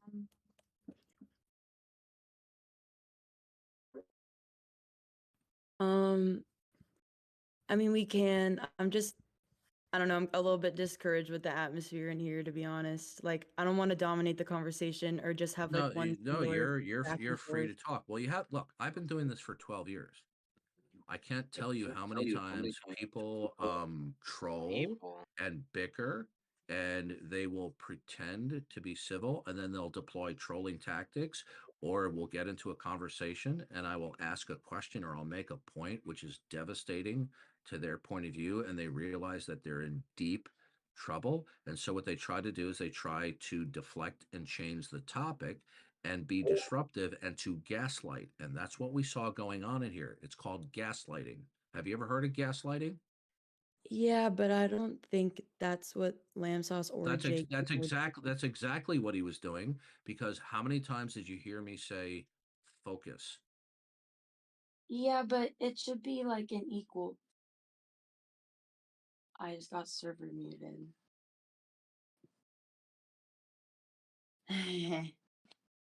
So Darth is Wait, why spiraling, was right? spiraling muted? He's yeah, Darth is someone who's really Who muted spiraling?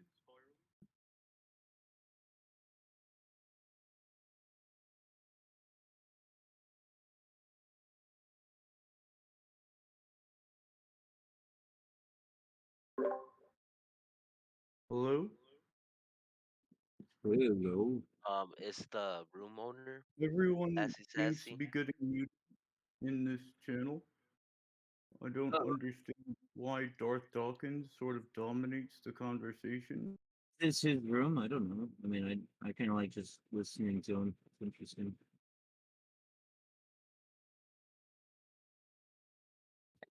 Not his room, I think.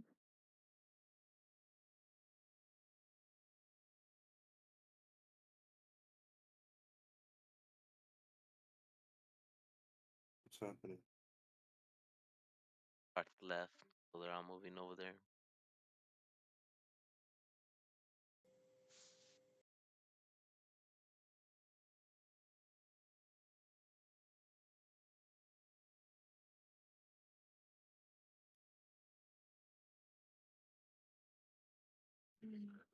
Okay. And then they lie about their evading. You'll notice that when I said to Lamb,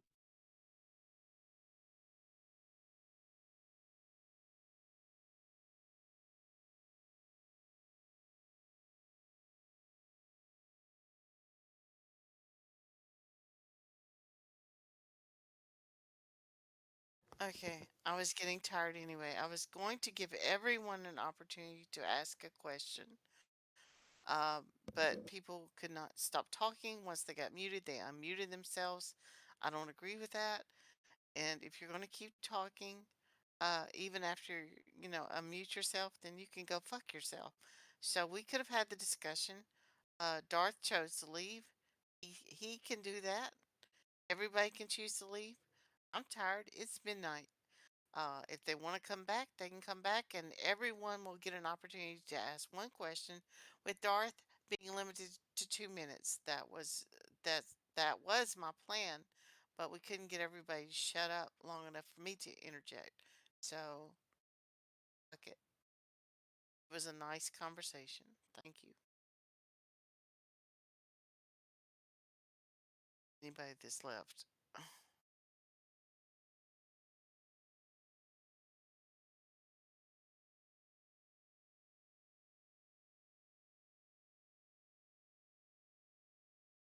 Where did everybody go? Oh, I see. I see.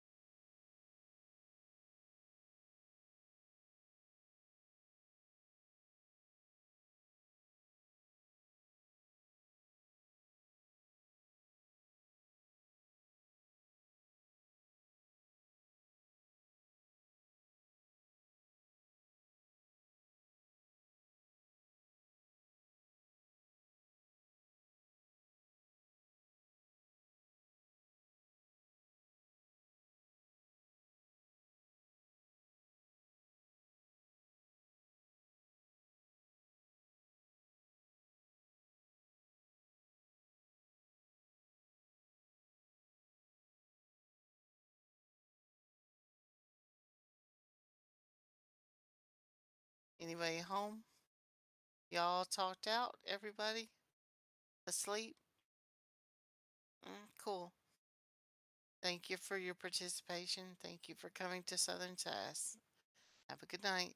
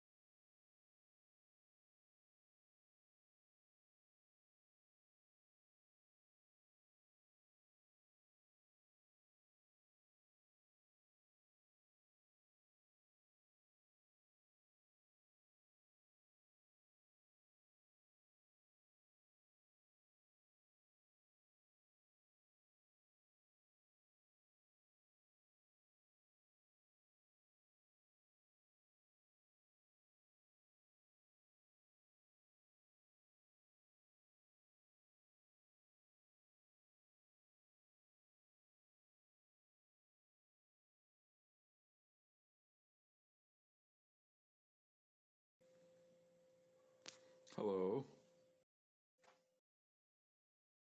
Is everyone's server muted? Apparently. No worries.